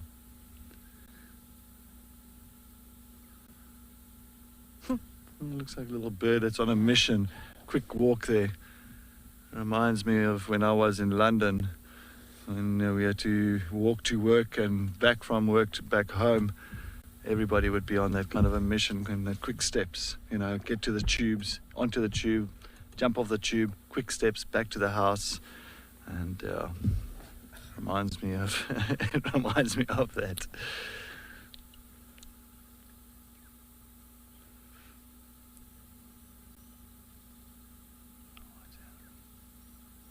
Oh, did I get it? Did I get it, huh? Yeah. I got it. Well done. Did have it. It's done. As quick as that bird grabbed that fish, it's gone. It's amazing how quickly they gulp that entire fish down while it's still alive.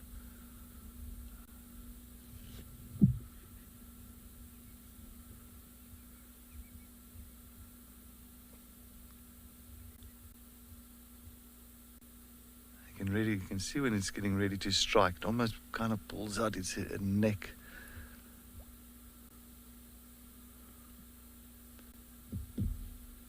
There, watch. And strike.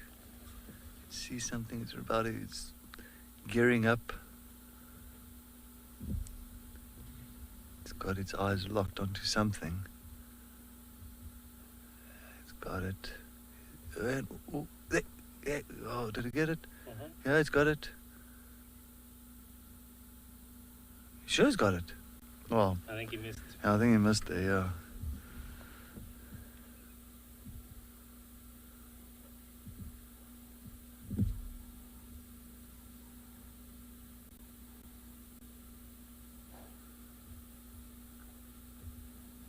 And it's amazing. You can just sit and watch this for hours on end.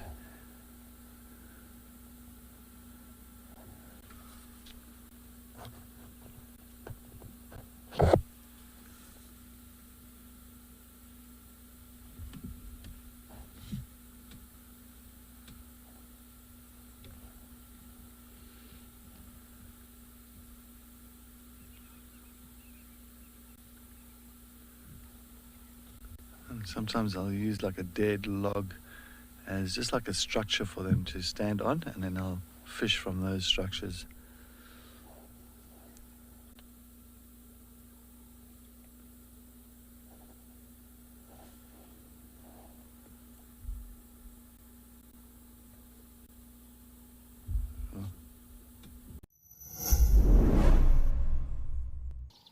Join the Wild Earth YouTube Superfan community and unlock a world of additional perks. Get exclusive early access or discounts to Wild Earth travel deals. Wear the best bush attire with merchandising discounts. Enjoy an interactive live monthly private safari. Don't miss out on the ultimate fan experience. Join the YouTube Superfan community today. Are you ready for the adventure of a lifetime? Discover the magic of Africa with Wild Earth Travel. From a big cat safari to a jungle trek with gorillas, picture yourself floating down the Zambezi River or witnessing the breathtaking wildebeest migration. At Wild Earth Travel, we turn your bucket list into reality. Don't just dream it, live it. Plan your incredible life-changing journey with Wild Earth Travel today.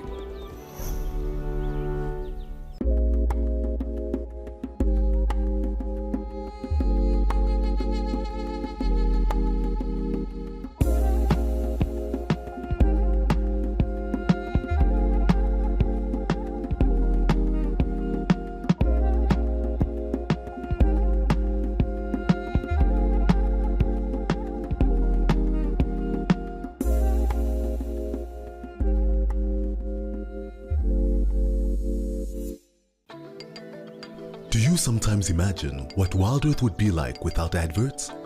A chance to properly immerse yourself in nature without any interruptions.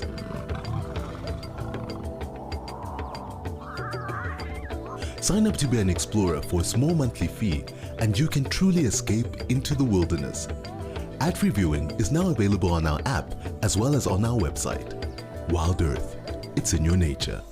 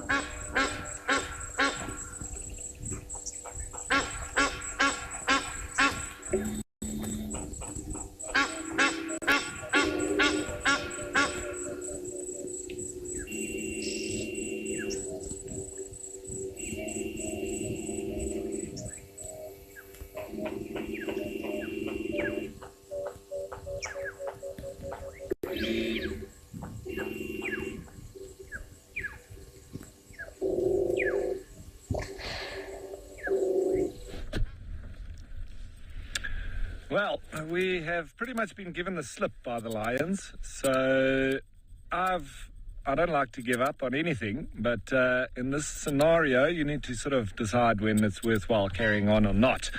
So we've left the area of where those lions' last tracks were, and so we've left that area, and maybe we'll get them on our way back, because that is on our way back towards where we stay. So I actually said to Morgan, what's the bet that we get the lions immediately after the show has ended as we're on our way home? That's probably just our luck. Anyway, I have heard news that the herd of elephants is not too far from here, and they've actually made their way out of the valleys. So we're thinking of heading in that direction. We're heading towards Leeuwenbush Pan, where the lions have been hanging around, but they've headed more west from there.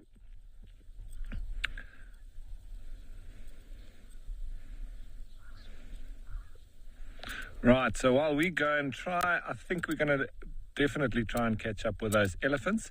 It seems elephants are not only here, they're also in the Sabi Sands.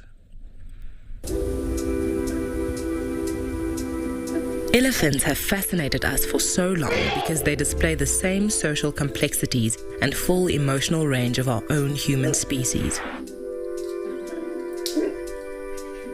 Mothers, sisters, cousins, and aunts live in herds while the bulls wander the wilderness as bachelors. Cows live in the same herd from birth until the end of their life, some 60 years later. The herd is led by the oldest and wisest female, the matriarch. She's not only responsible for leading the herd, but also dishing out discipline to the often unruly teenagers.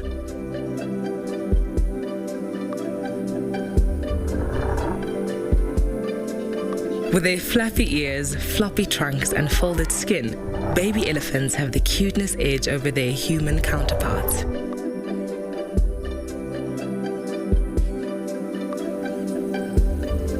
Like toddlers, they are playful, curious, and love rolling about in the dirt.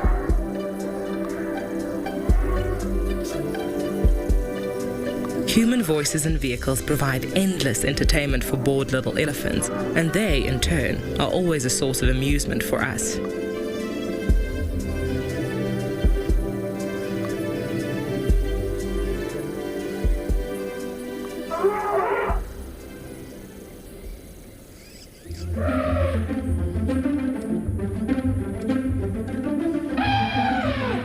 Exploring is the main source of calf entertainment, but it's a scary and sometimes prickly world out there, and Mum is thankfully never far off.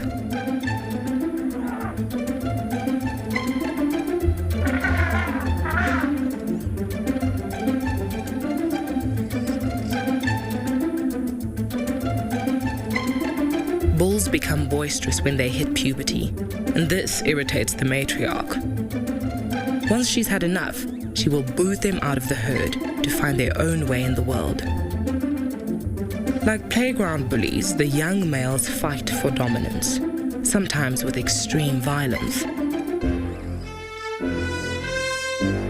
The older bulls live alone but mentor these young bucks. It is these fellows that are the ultimate gentlemen of the wilderness.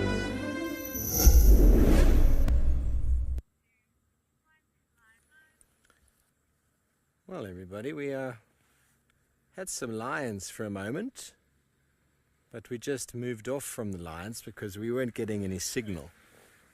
As shocking as that might be. And Cedric, we have a leopard here. The lions are there by a sandy patch. I know. Cedric is quite confused about all that. He's going to the lions because we weren't broadcasting there. The signal wasn't good enough for us. And I did communicate that on the radio a moment ago, but he just looked at me very confused, as in, what am we doing? Now, I don't know who this is. It could be Cara, but I'm not sure. Okay, so she's quite relaxed, Pan. I'm going to go forward Just a little bit.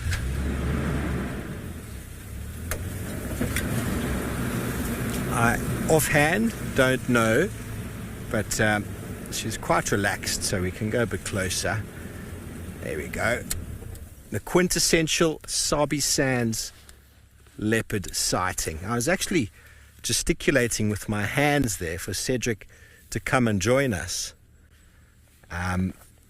so you could see who it was, but yeah, that didn't happen very well.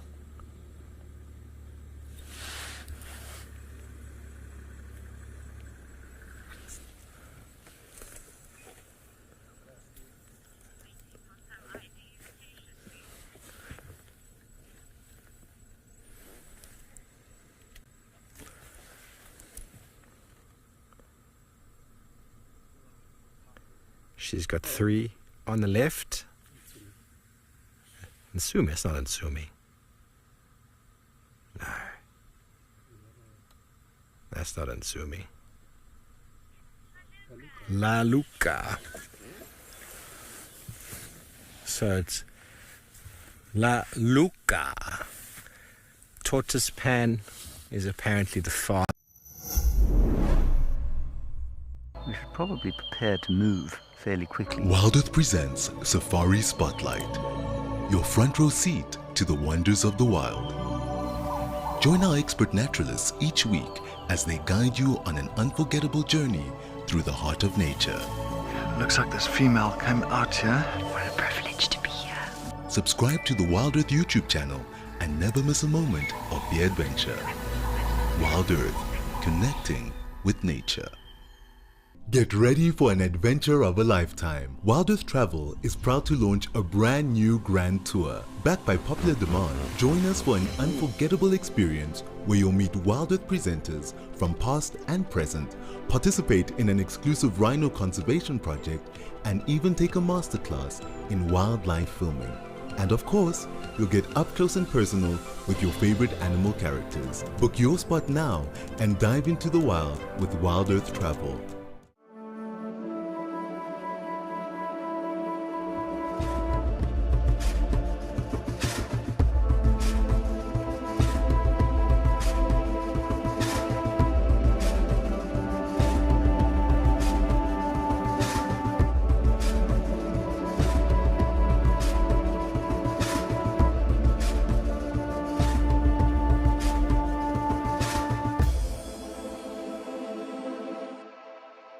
Did you know that the Wild Earth team makes weekly behind the safari content? Would you like to get to know the Wild Earth family better? See how we live. This is Igor's bedroom. Learn about our production process. And see the antics that happen off camera. Sign up to be an explorer and you will get access to all this content and more.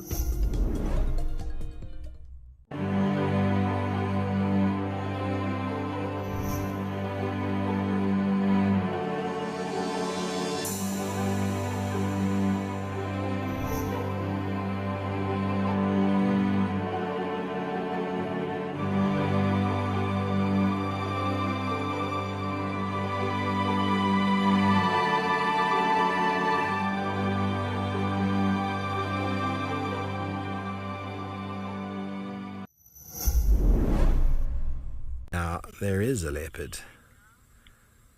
Canine girl, cats everywhere. Well, not this morning, except for Namakala. There Ralph had lions this morning, I think. He did. I forget. It feels like so long ago. We didn't have any cats this morning, that's for sure.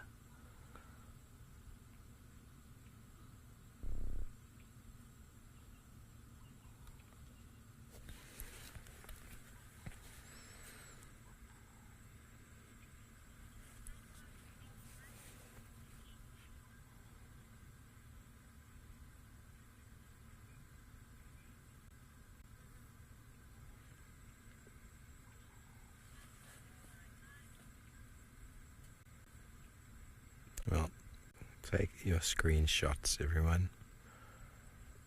It's not the best light this afternoon. It is the time of day when if the sun was shining and setting in the west, it would have been absolutely gorgeous lighting right now coming in from the side.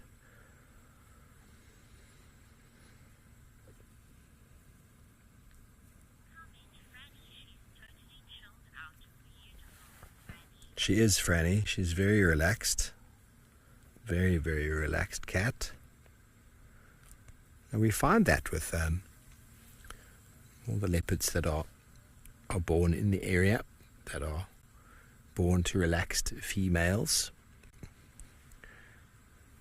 born in these ecotourism areas where they are tracked every day, if not twice a day. They get very, very relaxed. I just want you to remember that that does not mean that they are tame. If I got out of the car now, that would shift her behavior. She might come down the tree and run away. I'm not saying she's necessarily going to become aggressive towards me, but it would shift her behavior.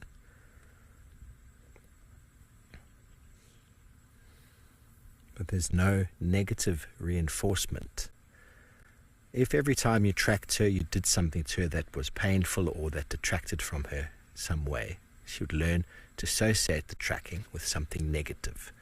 But because nothing happens, there's no negative reinforcement, they learn to associate it with neutral, and they start to just ignore what's going on. It's essentially the conditioning that takes place. And because the mother's relaxed, the youngster relaxes much more quickly. Trying to relax an adult can be quite difficult. It takes time. Not impossible, but it takes time.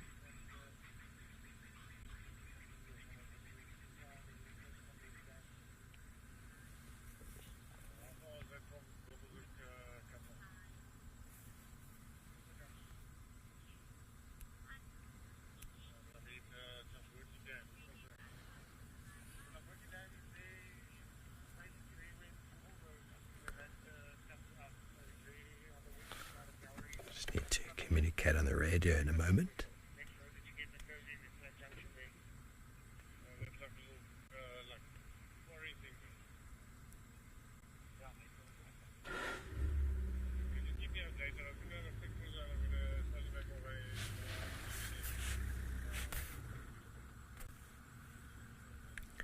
La Luca.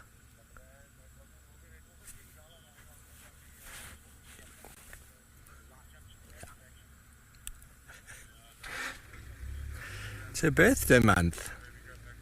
She was born in May of 2021. 3-year-old girl. Am I right in my maths? She's 3. Looking to establish.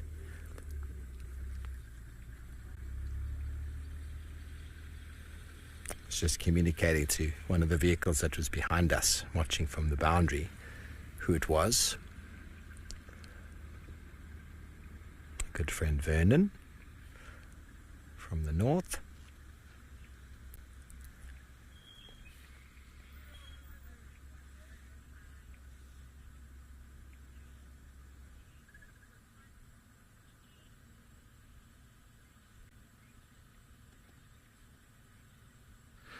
Well, it is all happening. It is all happening from a very mellow start to now La Luca up in a tree there with Steve. And we've got this beautiful lioness a little bit further down the road. And I'm trying to figure out which lion do we have here. I'm not going to jump to anything at the moment. It's a lioness here. And then there's a young male that's a little bit, maybe about 30 meters in, but we can't see him at the moment. So I'm just trying to see if anybody's got an idea on this lioness. Please let me know. But I think got that little notch on the right tip of the right ear. So I'm leaning a little bit towards maybe Amber Eye's daughter. But as I said, I'm not going to jump to anything as of yet. So it's just the two of them, yeah. Nice full belly. So they have had something to feed on during the night. And now all of a sudden, looks like they have moved down towards just east of a Baobab Dam, and this female is resting in one of the little how can I say, the little Marty drains, meaning it's like a little drain where it diverts the water off from the road. Nice and soft sand, perfect. Yeah, there's got a head up now. Yeah, see the right ear, it'll nick out of the top right ear. Oh, here comes the male. Here comes the young male. Here comes the young male now. Oh, coming to join.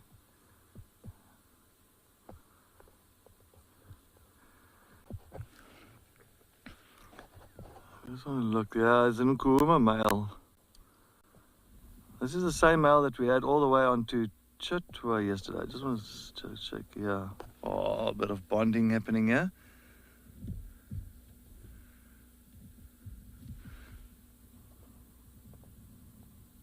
No, I don't look that way now.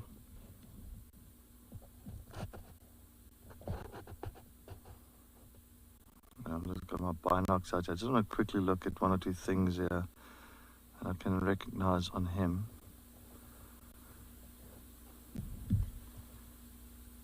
Almost first when I got here, I thought it might be the Talamati pride.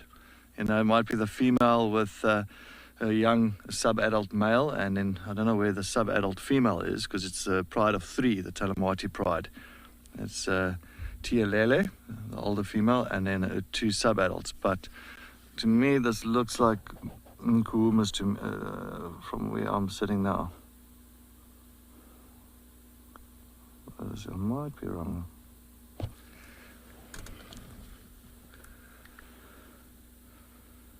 So as I said, once again, if anybody's got an ID for me, let me know. Yes, please.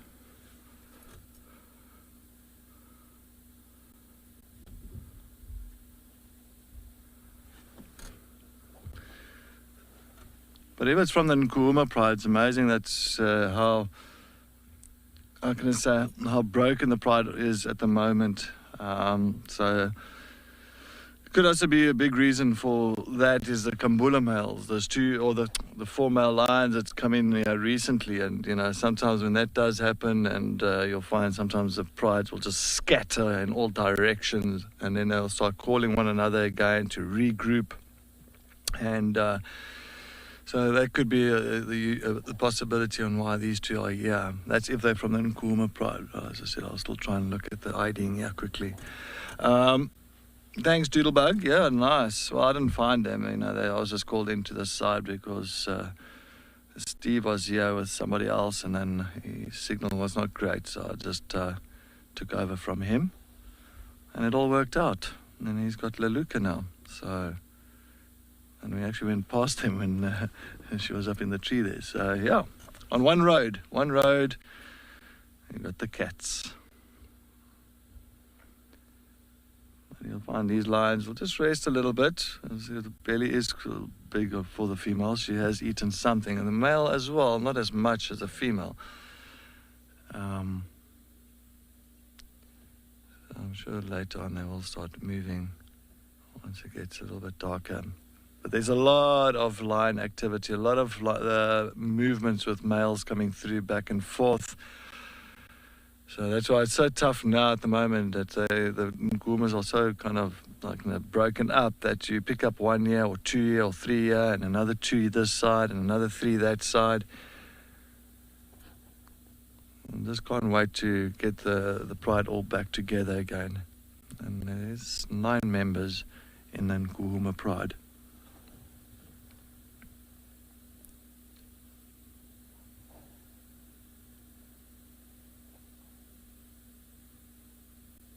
I don't think they're going to do too much for now. I think they're just a rest.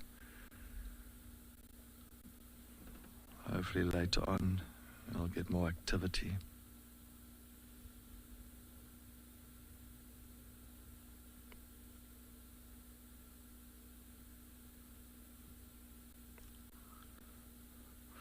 Right, well, we've got Leluka on screen with us, Steve. I think let's head over to Steve.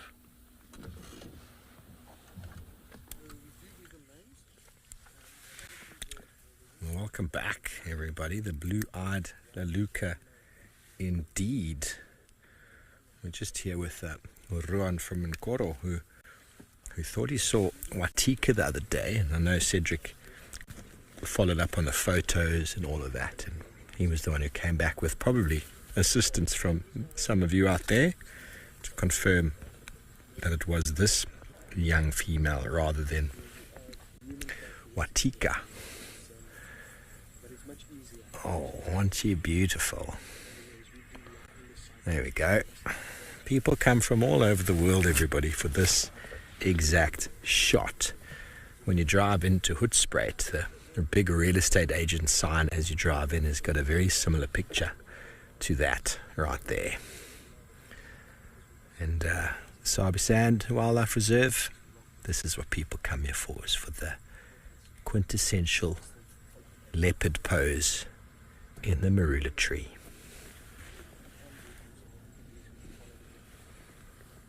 You've seen a few now, Panda, hey?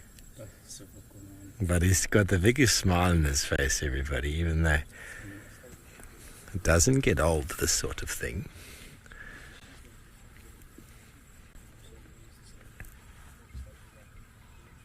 And she does have beautiful blue eyes, doesn't she? Paul, I don't see any meat in the tree here. I've scanned a couple of the other trees around. Haven't seen this. We just saw a kill there. She went for a fly. No, I don't see anything. She's probably just been on a mission. They can go a few days without food. Can go for up to 2 weeks, apparently. I don't think they choose to, but if they're unsuccessful. But she's alert. She's paying attention. If she sees something of interest after her cat stretch and yawn, she will come down and look for it. But I think she's just going to find a more comfortable spot there.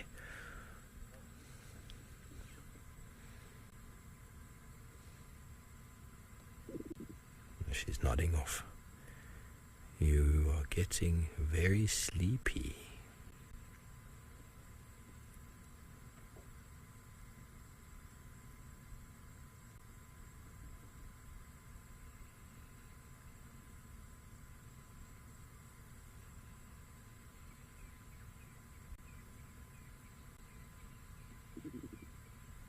Very sleepy.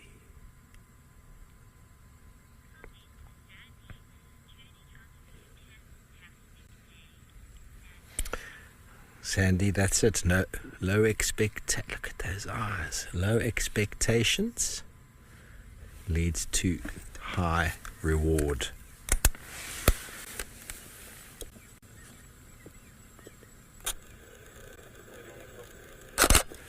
Sorry, I had to snap one there. That was a must. Sometimes you just have to. We've been sitting here a while and she finally gave us the look. Nadine and Tadiwa are taking screenshots of the screen with their phone cameras. Beautiful.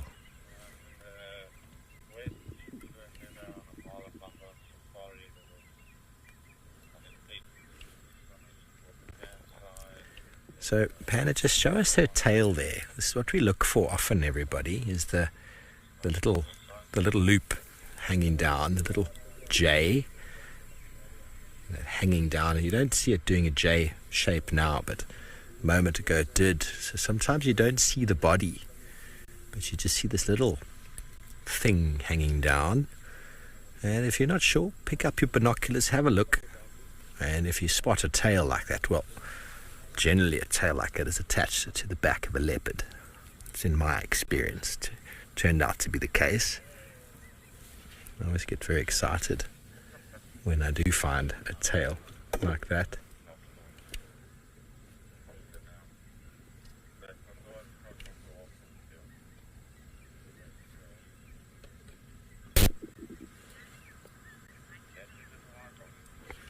Linda Campbell, she's striking a pose, and I can hear her.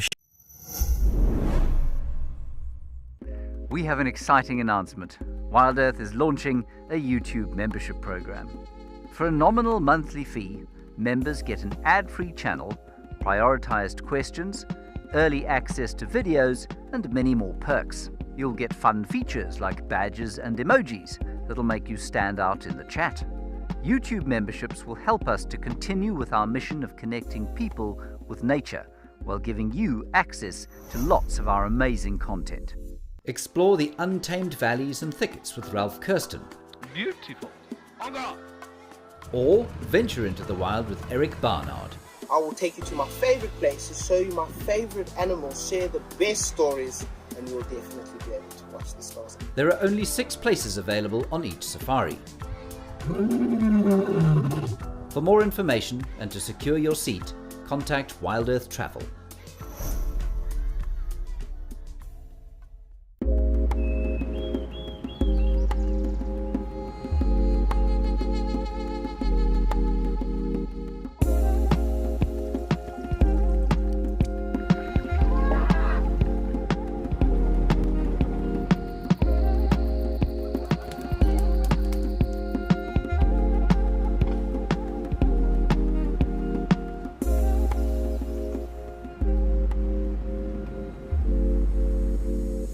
Stay up to date with the latest happenings at Wild Earth.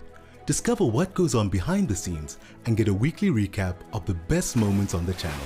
He's got it, and he's straight up a tree. Sign up to be an explorer and receive our newsletter written just for you and sent straight to your inbox every week.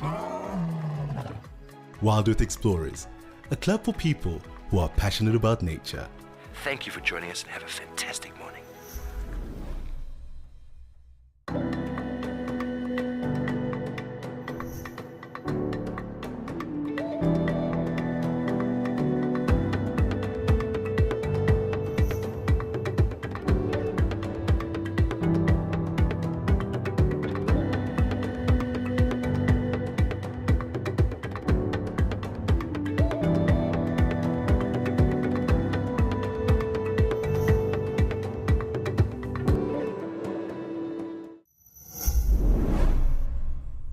On the way, they've had a drink at the Flossie Lodge, and so we haven't seen them the last couple of days, and that's nice that they've come out of the valleys, even if for a short period it seems like they're making their way back in that direction. This one's got nice long tusks pointing downwards. What a sight that is. Always nice to be in the middle of a breeding herd and they're nice and relaxed. Here there's thorns scraping on the skin as they walk past.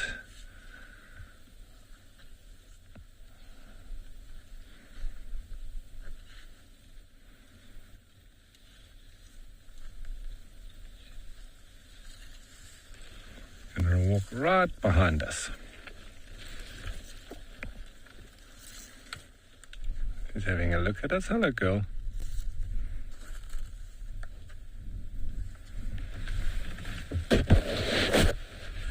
So, how cool was that? I think let's just give them some space, but we'll maybe try and reverse up. I don't see any more coming. I just see quite a bit of clouds now have come in, and I think we might be getting a bit of rain coming in the next few days.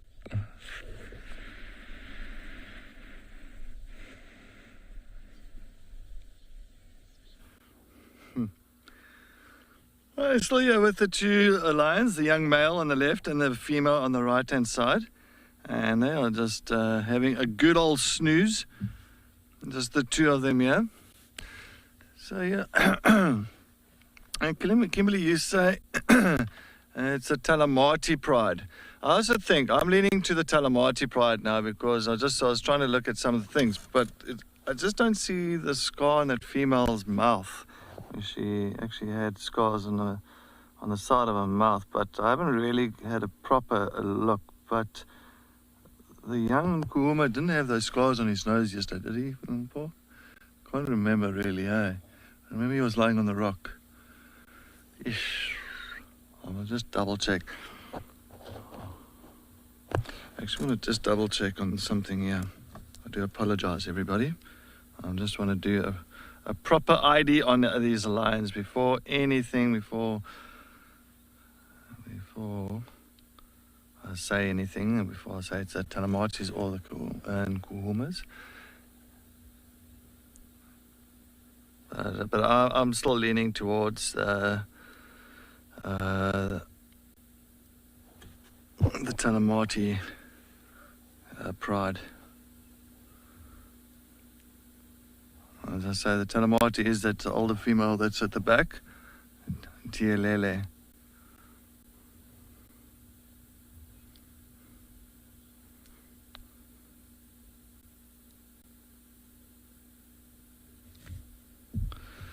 Steve D, yes, nothing better than having lions on a Sunday afternoon. Indeed, Steve D. Oh, no, where's my binocs? Now she turned around now. She's turning around too quick. But this young male looks like the Talamati male,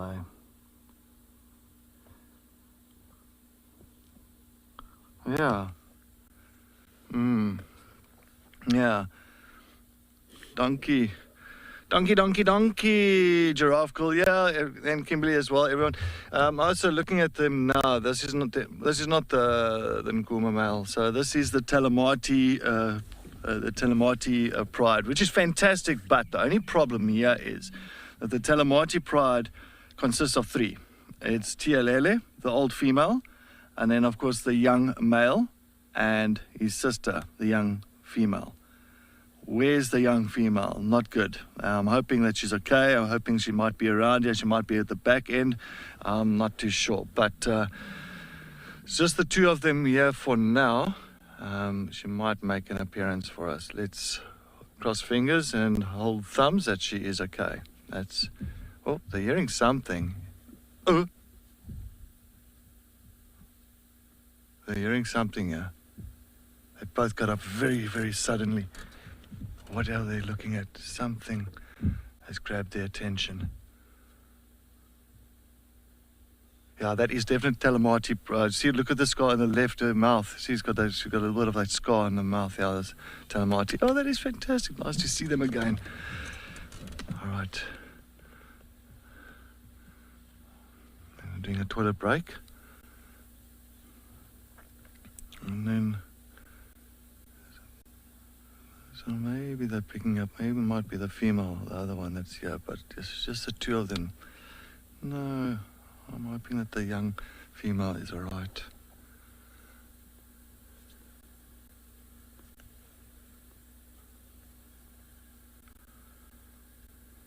But yeah, while we're going to try and just see exactly what grabbed their attention here and reposition here, let's head back to Steve with La Luca.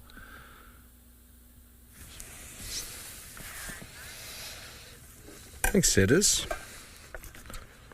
I had a feeling it might be the Talamati breakaways, but we didn't see the little female. But you never know. I know many of you viewers back home have got nice ID kits that help us identify. Don't want to be too quick off the mark with identifying these animals, unless I know forthright who it is. I'm reluctant to try and say who it might be. I know many of you at home love the challenge as well of identifying, and well, we really do appreciate that.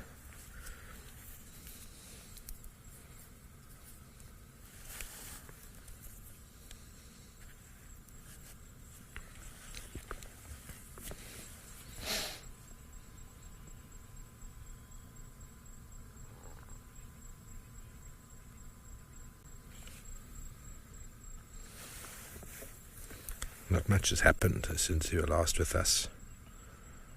She's lifted her head and moved it a little bit. She's having a proper cat nap.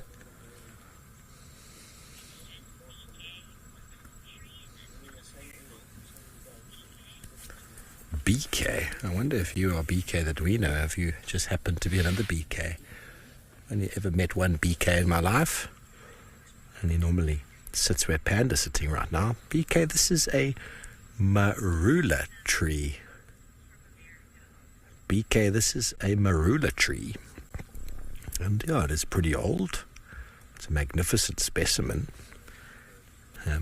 We make a very nice liqueur out of the fruits of this tree called amarula, which can be bought around the world now, I believe.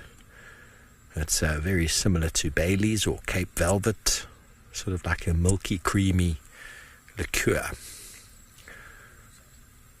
Amarula cream, it's called. Goes very well with ice or even in some ice cream.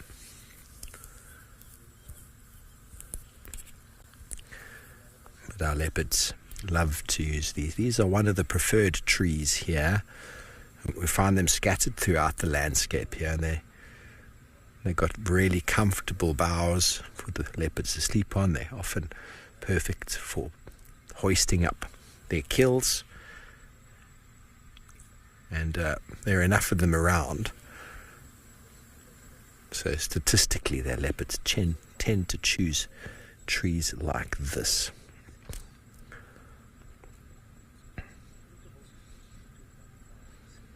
They also provide an enormous amount of shade in the summer months. They attract elephants from all over the Kruger to our western parts here because of the fruit which is used for making delicious amarula cream. Brings elephants in their thousands.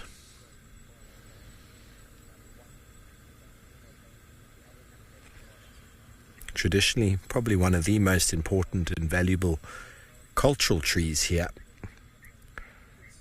for the wide variety of medicine produced by the tree, the shade, also the marriage tree where ceremonies are carried out underneath, and a very nice weak to very strong beer can be made out of the fruits in a few hours to a couple of days,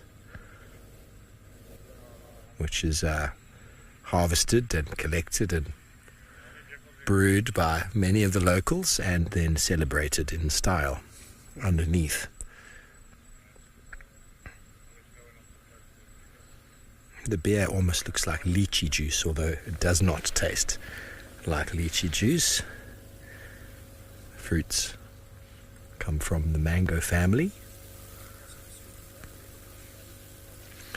But Leluka isn't interested in any of that. It's just a tree that she finds with a perfectly shaped branch for her nice petite leopardess body. Winnie, where have you been? Is this your first leopard in a tree? Well, I'm glad we could facilitate it for you.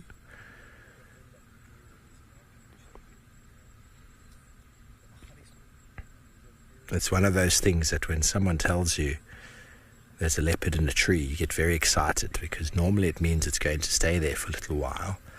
When you hear someone say there's a leopard on this road moving, it's not as exciting because, well, it's going to move and walk past you, and keeping up with it can be quite tricky. But getting into a situation like this, for us, presenting on the show or as a guide with guests, provides phenomenal photographic opportunities.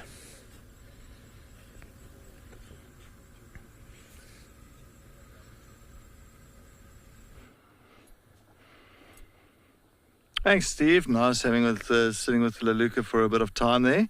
I wonder if she's got a kill up in the tree there. If she's still just remaining there. Very possible. Maybe in another tree. Maybe on the ground.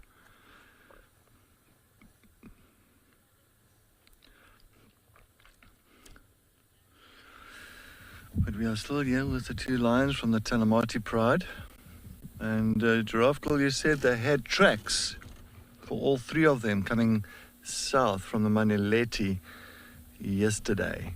All right, so I guess the other female might be in the area.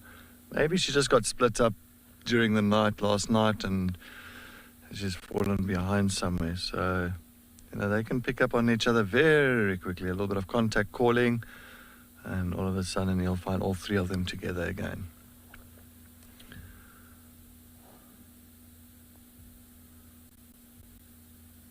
Now, this pride has gone through a lot of hardship over the last half a year, losing the dominant male, that the father of this young boy, the S8 male. Unfortunately, he passed away last year, end of last year, due to TB, tuberculosis. And then he left this pride, by themselves. They had to fend for themselves, and there used to be 5 sub-adults, and then they dropped down to 3, and then 2, and then of course this female that's at the back end here, Tialele, made sure that the 2 sub-adults were, getting through the hardship. At one stage they were just almost skin and bone, but all of a sudden they have really grown into amazing lions. I mean, this young boy is looking so good. So good. I was telling them, Paul, now we were looking at each other, it's like, wow, this guy is just as big as she is. He is going to be a handsome boy. And I'm just hoping the female comes back here, because it's good for Tialele, the older female, because that younger female will remain with her and eventually just strengthens the pride. But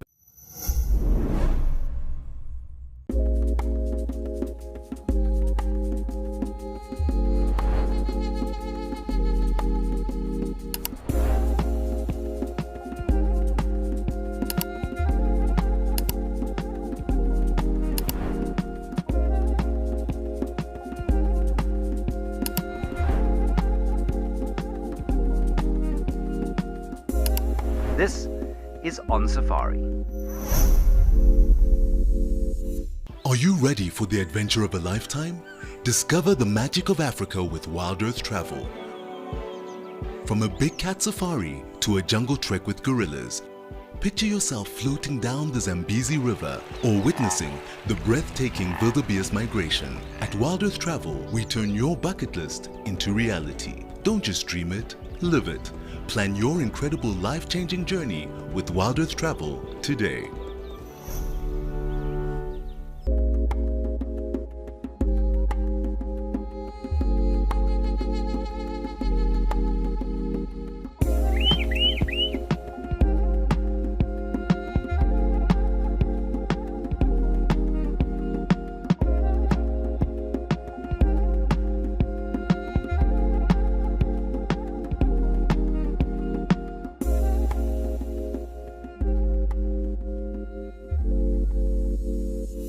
All aboard the SS Wild Earth for 3 nights of oceanic exploration. Trishada Naidu will be your trusty captain. Just take that in for a moment. As we delve deep into the blue abyss. Explorers and YouTube members, grab your wetsuits, snorkels and goggles and jump aboard for commotion in the ocean.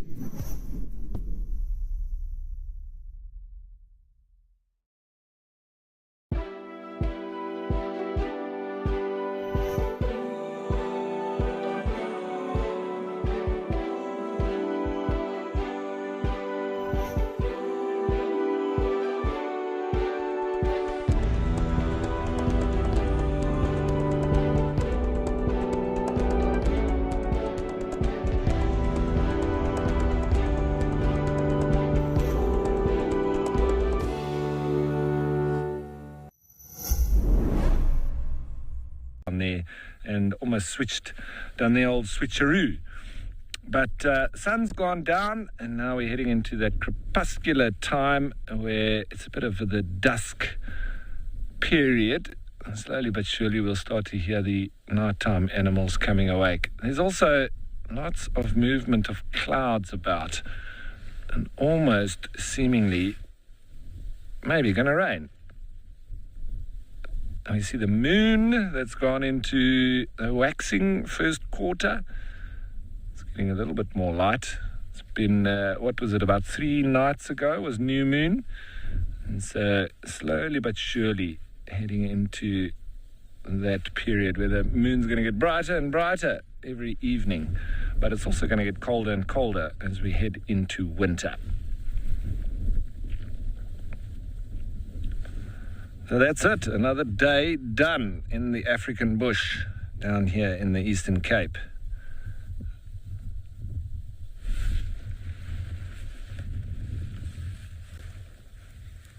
You might hear some of the birds coming awake as we sit and just listen at this little spot.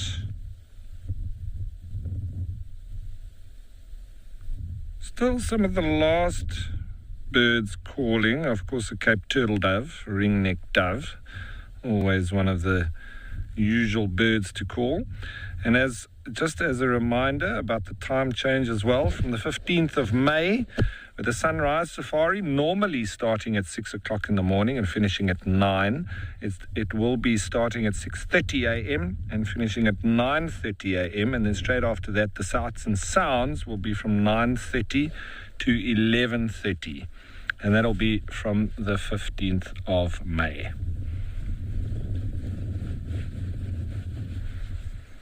Little somber green bull also calling there, saying, Willie! Southern boo-boo.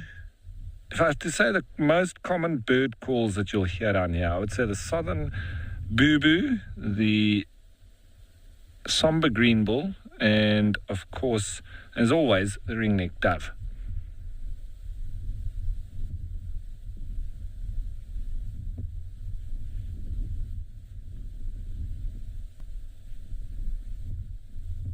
The Cape apple is calling. I can also hear a southern chagra, but it's quite far off in the thickets.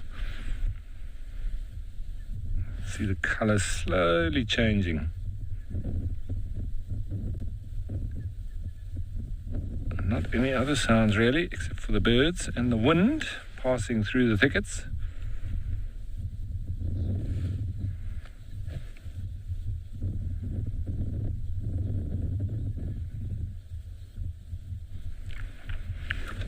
So Sierra Delta, we're the Eastern Cape and the Lowveld, or the Sabi Sands, in two completely different biomes. So where they are in the Sabi Sands, that would be in the savanna biome. It's actually the largest biome on the planet. All around the world, you will find large savanna biomes, whereas the thicket biome that we find here in the Eastern Cape, very different to that, in that generally you wouldn't have, we don't have many big trees down here. There's the odd big milkwood, and in some of the ravines you might have some yellowwoods, which is South Africa's largest tree, but they're few and far between. This is a real sedimentary soil that we find here, and as a result, the plants are sort of stunted and they don't really get that big, and so you've got a lot of thickets, and hence the name, the thicket biome.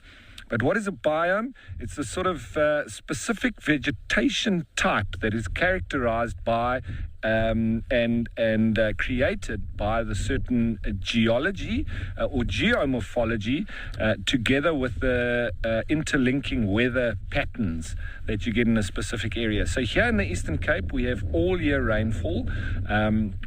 And we also have a lot of evergreen plants as a result. It's very Mediterranean type weather. We never really get consistently anywhere near to zero, although with the wind chill factor, and in certain parts, in certain ravines, it can get towards zero, as we felt this morning. It was literally freezing. But generally, it's normally actually between like 10 and 20 degrees on average. Whereas in the Sabi Sands, in that savanna biome, in the Lowveld, they have summer rainfall, and so they have a lot of deciduous plants. So they only have their leaves, etc., and their fruits and their flowers generally with all the plants in summer. And so you have a complete change in winter where they all lose their leaves and everything turns brown, but they don't have rain in winter. We have all year rainfall in the Eastern Cape, but more so in winter, and if that makes any sense. Anyway, we're going to fire it up and see what else we can find. Hopefully we'll run across those lions. But speaking of cats, of course, I'll have to send you back to La Luca.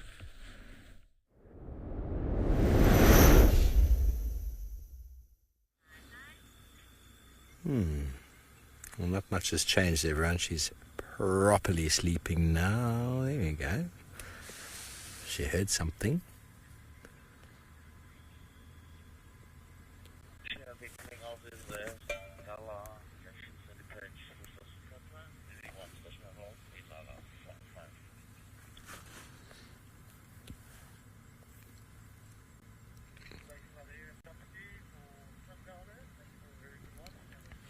Feel like she might get active shortly. She's just checking her watch there. What time is it?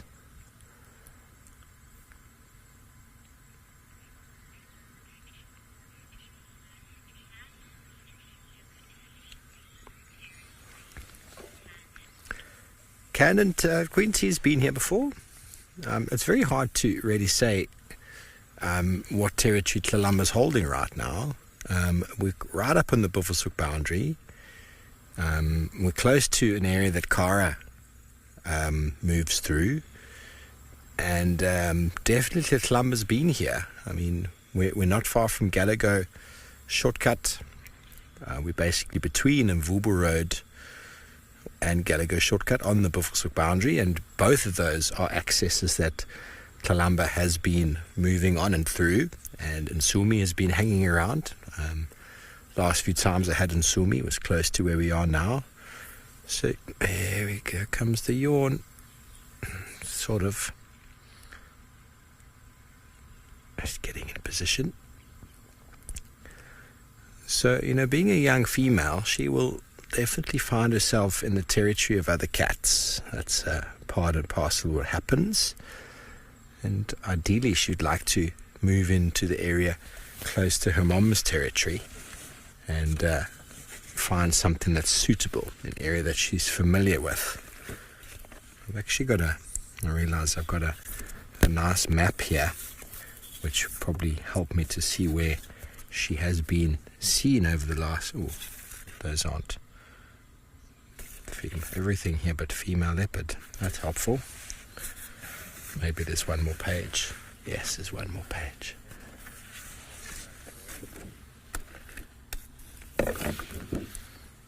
Okay. Laluka. So yeah, all the way over on Simbambili, around the Simbambili Lodge area, seems to be her common area of residence.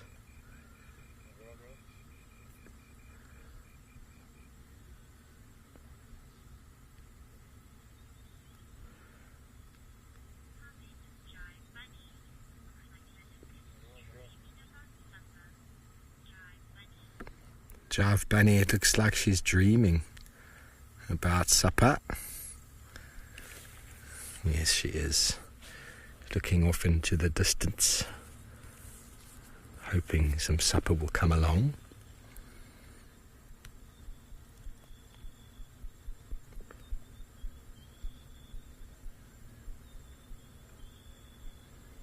So, I mean, according to the map that I'm looking at, she's really sort of separated herself from, last year anyway, from her mum's sort of territory. She kept very much north of it.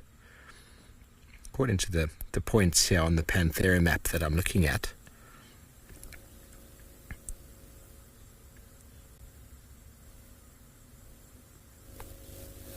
Some of these colours, though, unfortunately, are pretty similar in this light, so I'd have to look at it in a bit better light.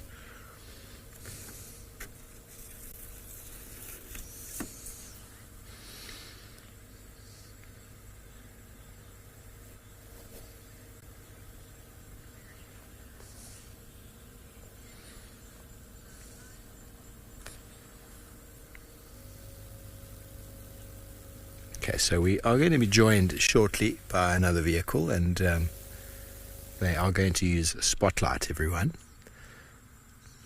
Just preparing you for that. There's potentially another vehicle coming as well, although I haven't heard from them in some time.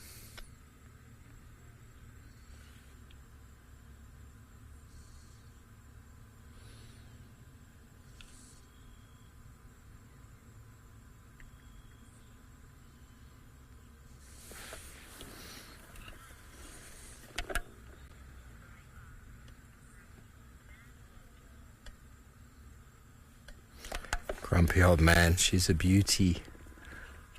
Even in IR. Those eyes are captivating, aren't they? Those blue eyes you don't see.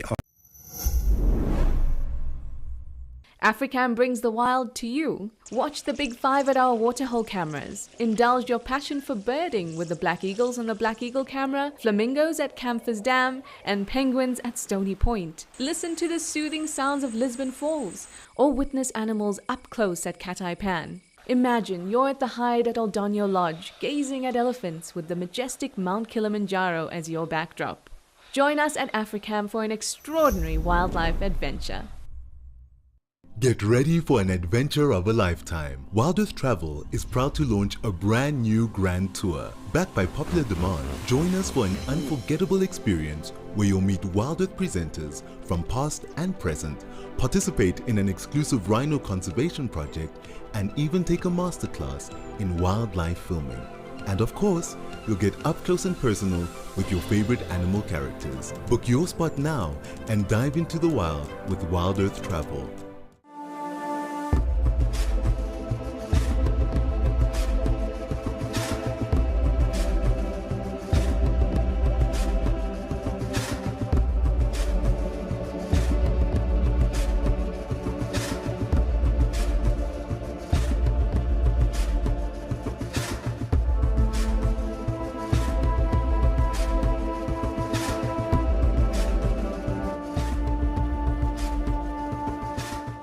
Chatting around a fire is an ancient practice that has connected humanity for centuries, and we want to keep it alive in our modern age. As an explorer, you'll have access to intimate gatherings with our naturalists, fascinating guests, and experts where we share knowledge, insights, and stories around a crackling fire. Rediscover the power of connection. Sign up to be an explorer today and experience the magic of Wild Earth's fireside chats.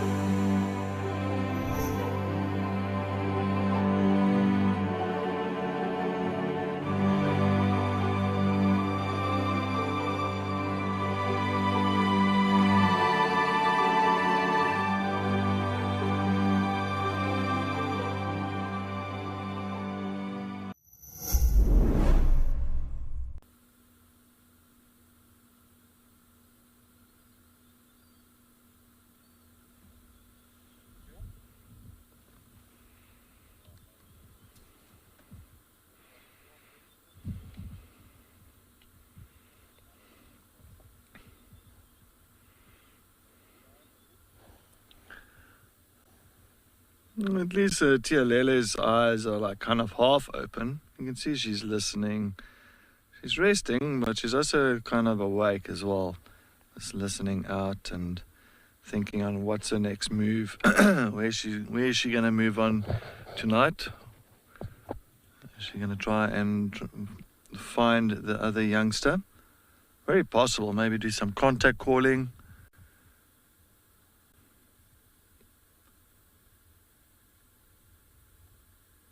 But it looked like they did come off a kill because her tummy is nice and round. You are really, that is so correct, Nadine. I think it's fitting for today, for Mother's Day. You know, she might not be the direct mother, but she took the motherly, how can I say, a job from the other females that passed away. And she took that role and looked after these youngsters. And now exactly why she got the name Tialele means warrior. And she is a warrior for these for the two sub-adults. As I said, the female's not here at the moment. I'm sure she's not too far. But how far she's brought them through from where we thought there is no, like most of us said, there's no chance. These lions look terrible. They're not eating. They've been running away from other lions because the dominant male, the S8 male, was, he died. And we thought, this is not good for this pride. And all of a sudden, the two remaining sub-adults, this young male and the female, from being almost I'm going to say completely finished. And yeah, she really brought them through, and they are looking wonderful. But anyway, let's go over to Steve with Leluka.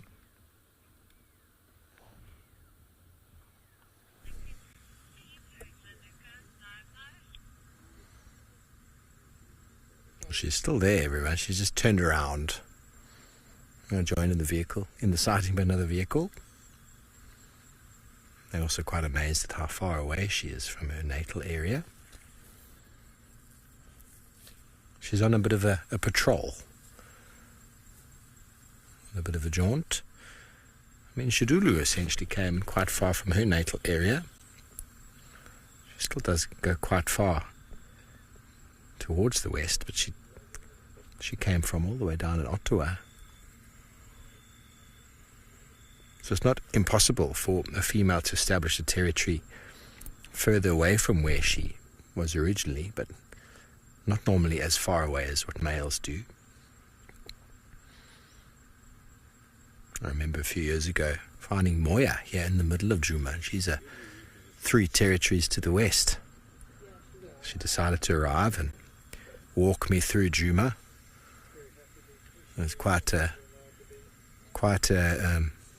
auspicious meeting, because Moya means wind, and she was walking south on Weaver's Nest through the middle of Djuma, and I was leaving the following drive to drive all the way south back to my home on a big journey of spirit. It's quite a profound time, actually.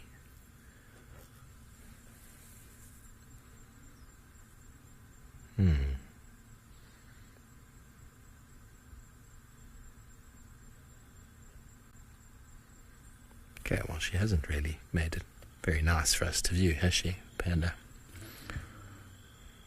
That's all right. We thought she yawned and she stretched, and we thought she was going to come down, but actually, no. She's just looking back the way she originally came from, thinking, should I go home?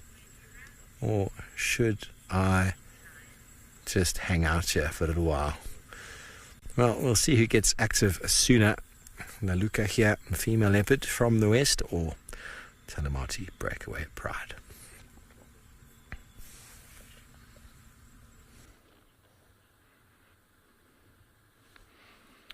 Thank you, Steve. Yeah, it's nice just having Leluka. I've got a feeling Leluka is going to remain a little bit to the side. Kara hasn't come down into Djuma this side. Shidulu doesn't come this far northeast into Djuma to where Leluka is now. Tlelamba is the only one really that I'm thinking, and Tlelamba is just so busy with the cubs there in Torchwood. Is Leluka going to take this opportunity and maybe set up this side? Very possible. Just remember, Leluka's half-sister, Nsele, because they're both pretty much, well, actually not half-sister, because Leluka's mom is Tiani. Tiani is Nsele's half-sister. So you can actually say Leluka's aunt, half-aunt, Nsele, she used to be up in this area. This was her area, her territory. So, yeah, looks like the Salaheshe genes has been pushed up into this area before. So, yeah, I think watch this space for Leluka. Could be very interesting. Very, very interesting. But yeah, I think the whole thing, dynamics with the female leopards are way more interesting than these little lions. Let's go to Steve.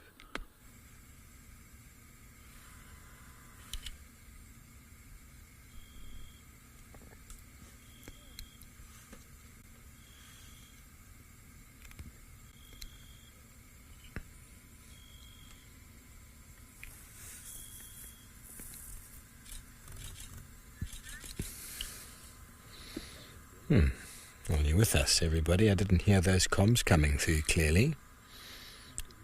Not sure if there's a problem with the radio, but it's all right. Maybe that's why you might have seen a little bit of out of focus. She's busy smelling the tree and accessing the organ of Jacobson there.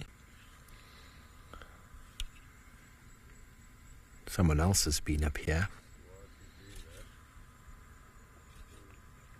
That is what we call the Flehmen grimace. Everyone, Flehmen grimace.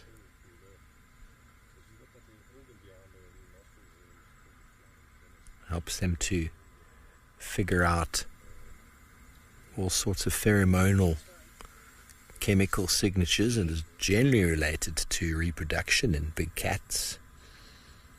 Testing the chemical signature of another leopard. It could be a female, could be a male. It's generally pretty species specific. I mean, you wouldn't find a lion up a tree like this.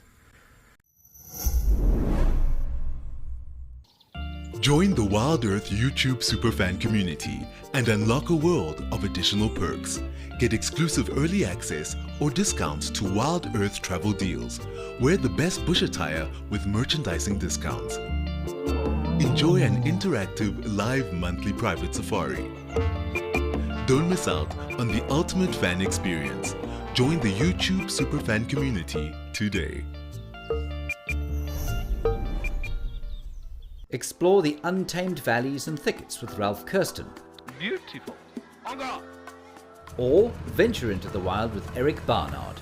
I will take you to my favorite places, show you my favorite animals, share the best stories, and you will definitely be able to watch the stars. There are only 6 places available on each safari. For more information and to secure your seat, contact Wild Earth Travel.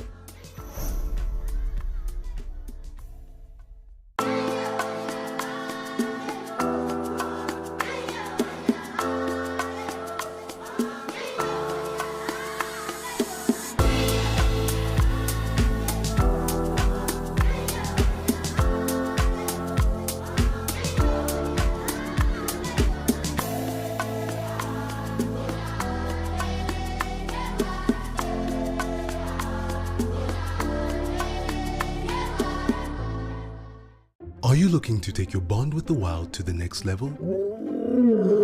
Download our app and access in-depth chats with our naturalists and special guests. Connect and converse in real time on our Ask Me Anythings, fireside chats, hangouts, and town halls. WeChat, available on the Wild Earth app. Wild Earth, we are Safari.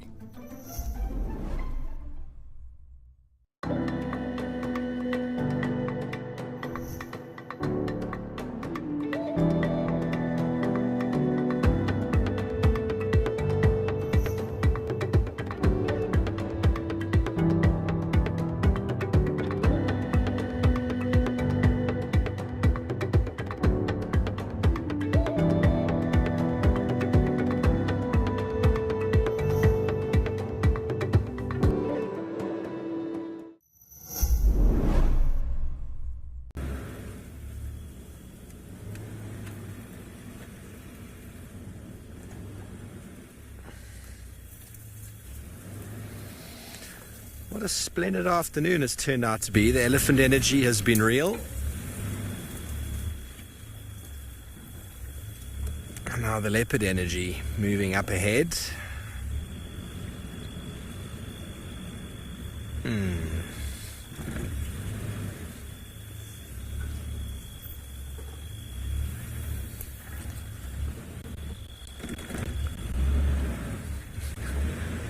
Jive Bunny, Nene and Sumi and Laluka, the adorable kids on the block. What a treat, eh? Okay, well, she's moving off there. We're going to leave her to her movements. Let her do her thing. We'll follow up here. No doubt Cedric will be keen to follow up here in the morning. How splendid. Hey, Panda, that's not so bad, eh? That was cool. That was cool.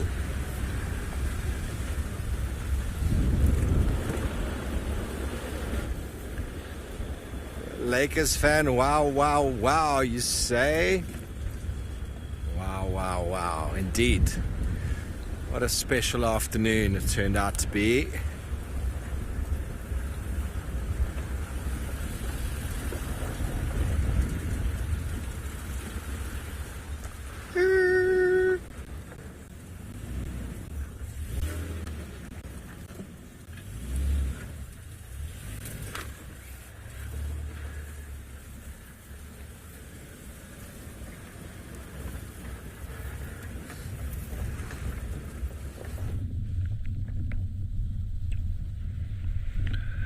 So we're sitting at this little waterhole that was the last place where the lions, where we got fresh tracks of the lions, and they obviously had a drink, and they were quite interested in the little carcass that's left by the dead warthog.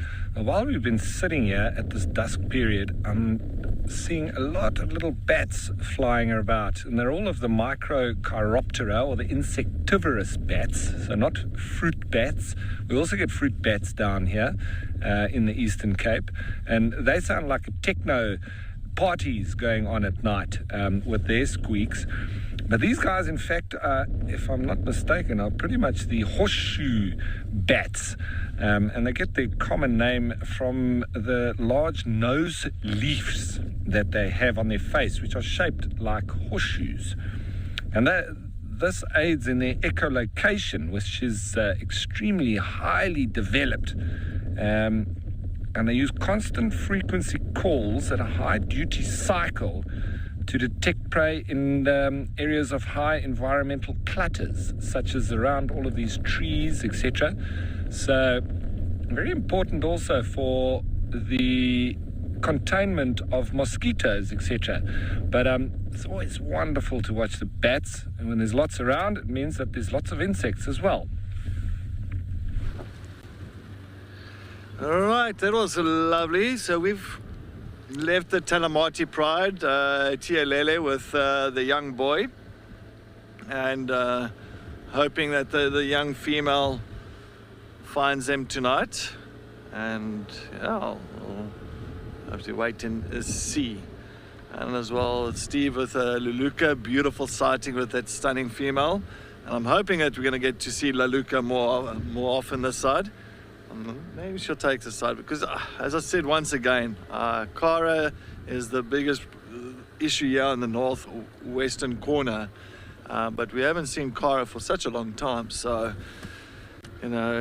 maybe she's pushed up further north into Buffelshoek, Manyeleti side, and Laluka's seeing her opportunity. I mean, that's 4 days that she's been here, so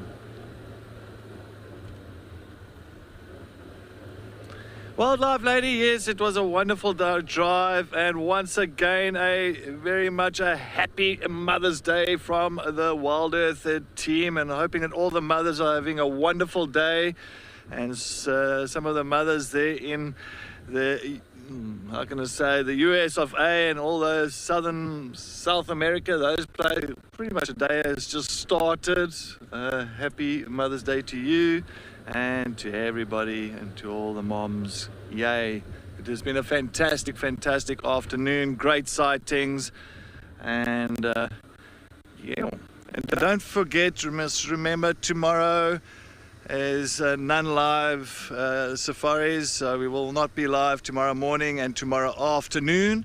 But for all the explorers and for all the YouTube members, on Tuesday morning and Tuesday afternoon, we will be live for the members and for the explorers.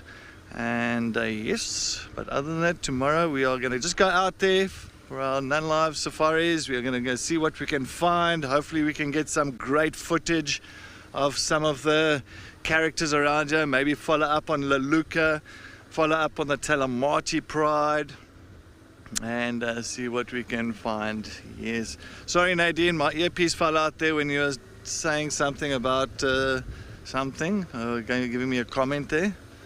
I think it might have been a bat or a bush baby that just pushed my earpiece out there.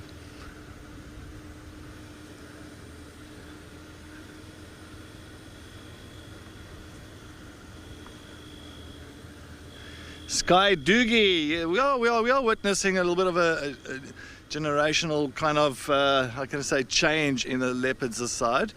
But then again, got the Tulamba here, the young female, the Laluka, so the Nsele is gone, the Tandi is gone. So yes, a lot of young females in the area, so in other words, the females that's around here now is going to be here for quite some time. Same as Shadulu. I mean, Shadulu is also young. So, yeah, no, it's almost like it feels like it's really settled in a way with when it comes to leopards. That's if depends on what happens on this northwestern corner here and further into Buffelshoek. But yes, once again, everybody, thanks for joining us on our beautiful fun day Sunday Sunset Safari. And thanks so much for all the comments and questions that everybody has sent to us this afternoon. And I'm hoping that we could answer as many questions. And we enjoyed it. I enjoyed it. Paul, did you enjoy it today? Yeah. As always, we always enjoy it. But yes, have a wonderful day further to all the mothers again. Have a wonderful day.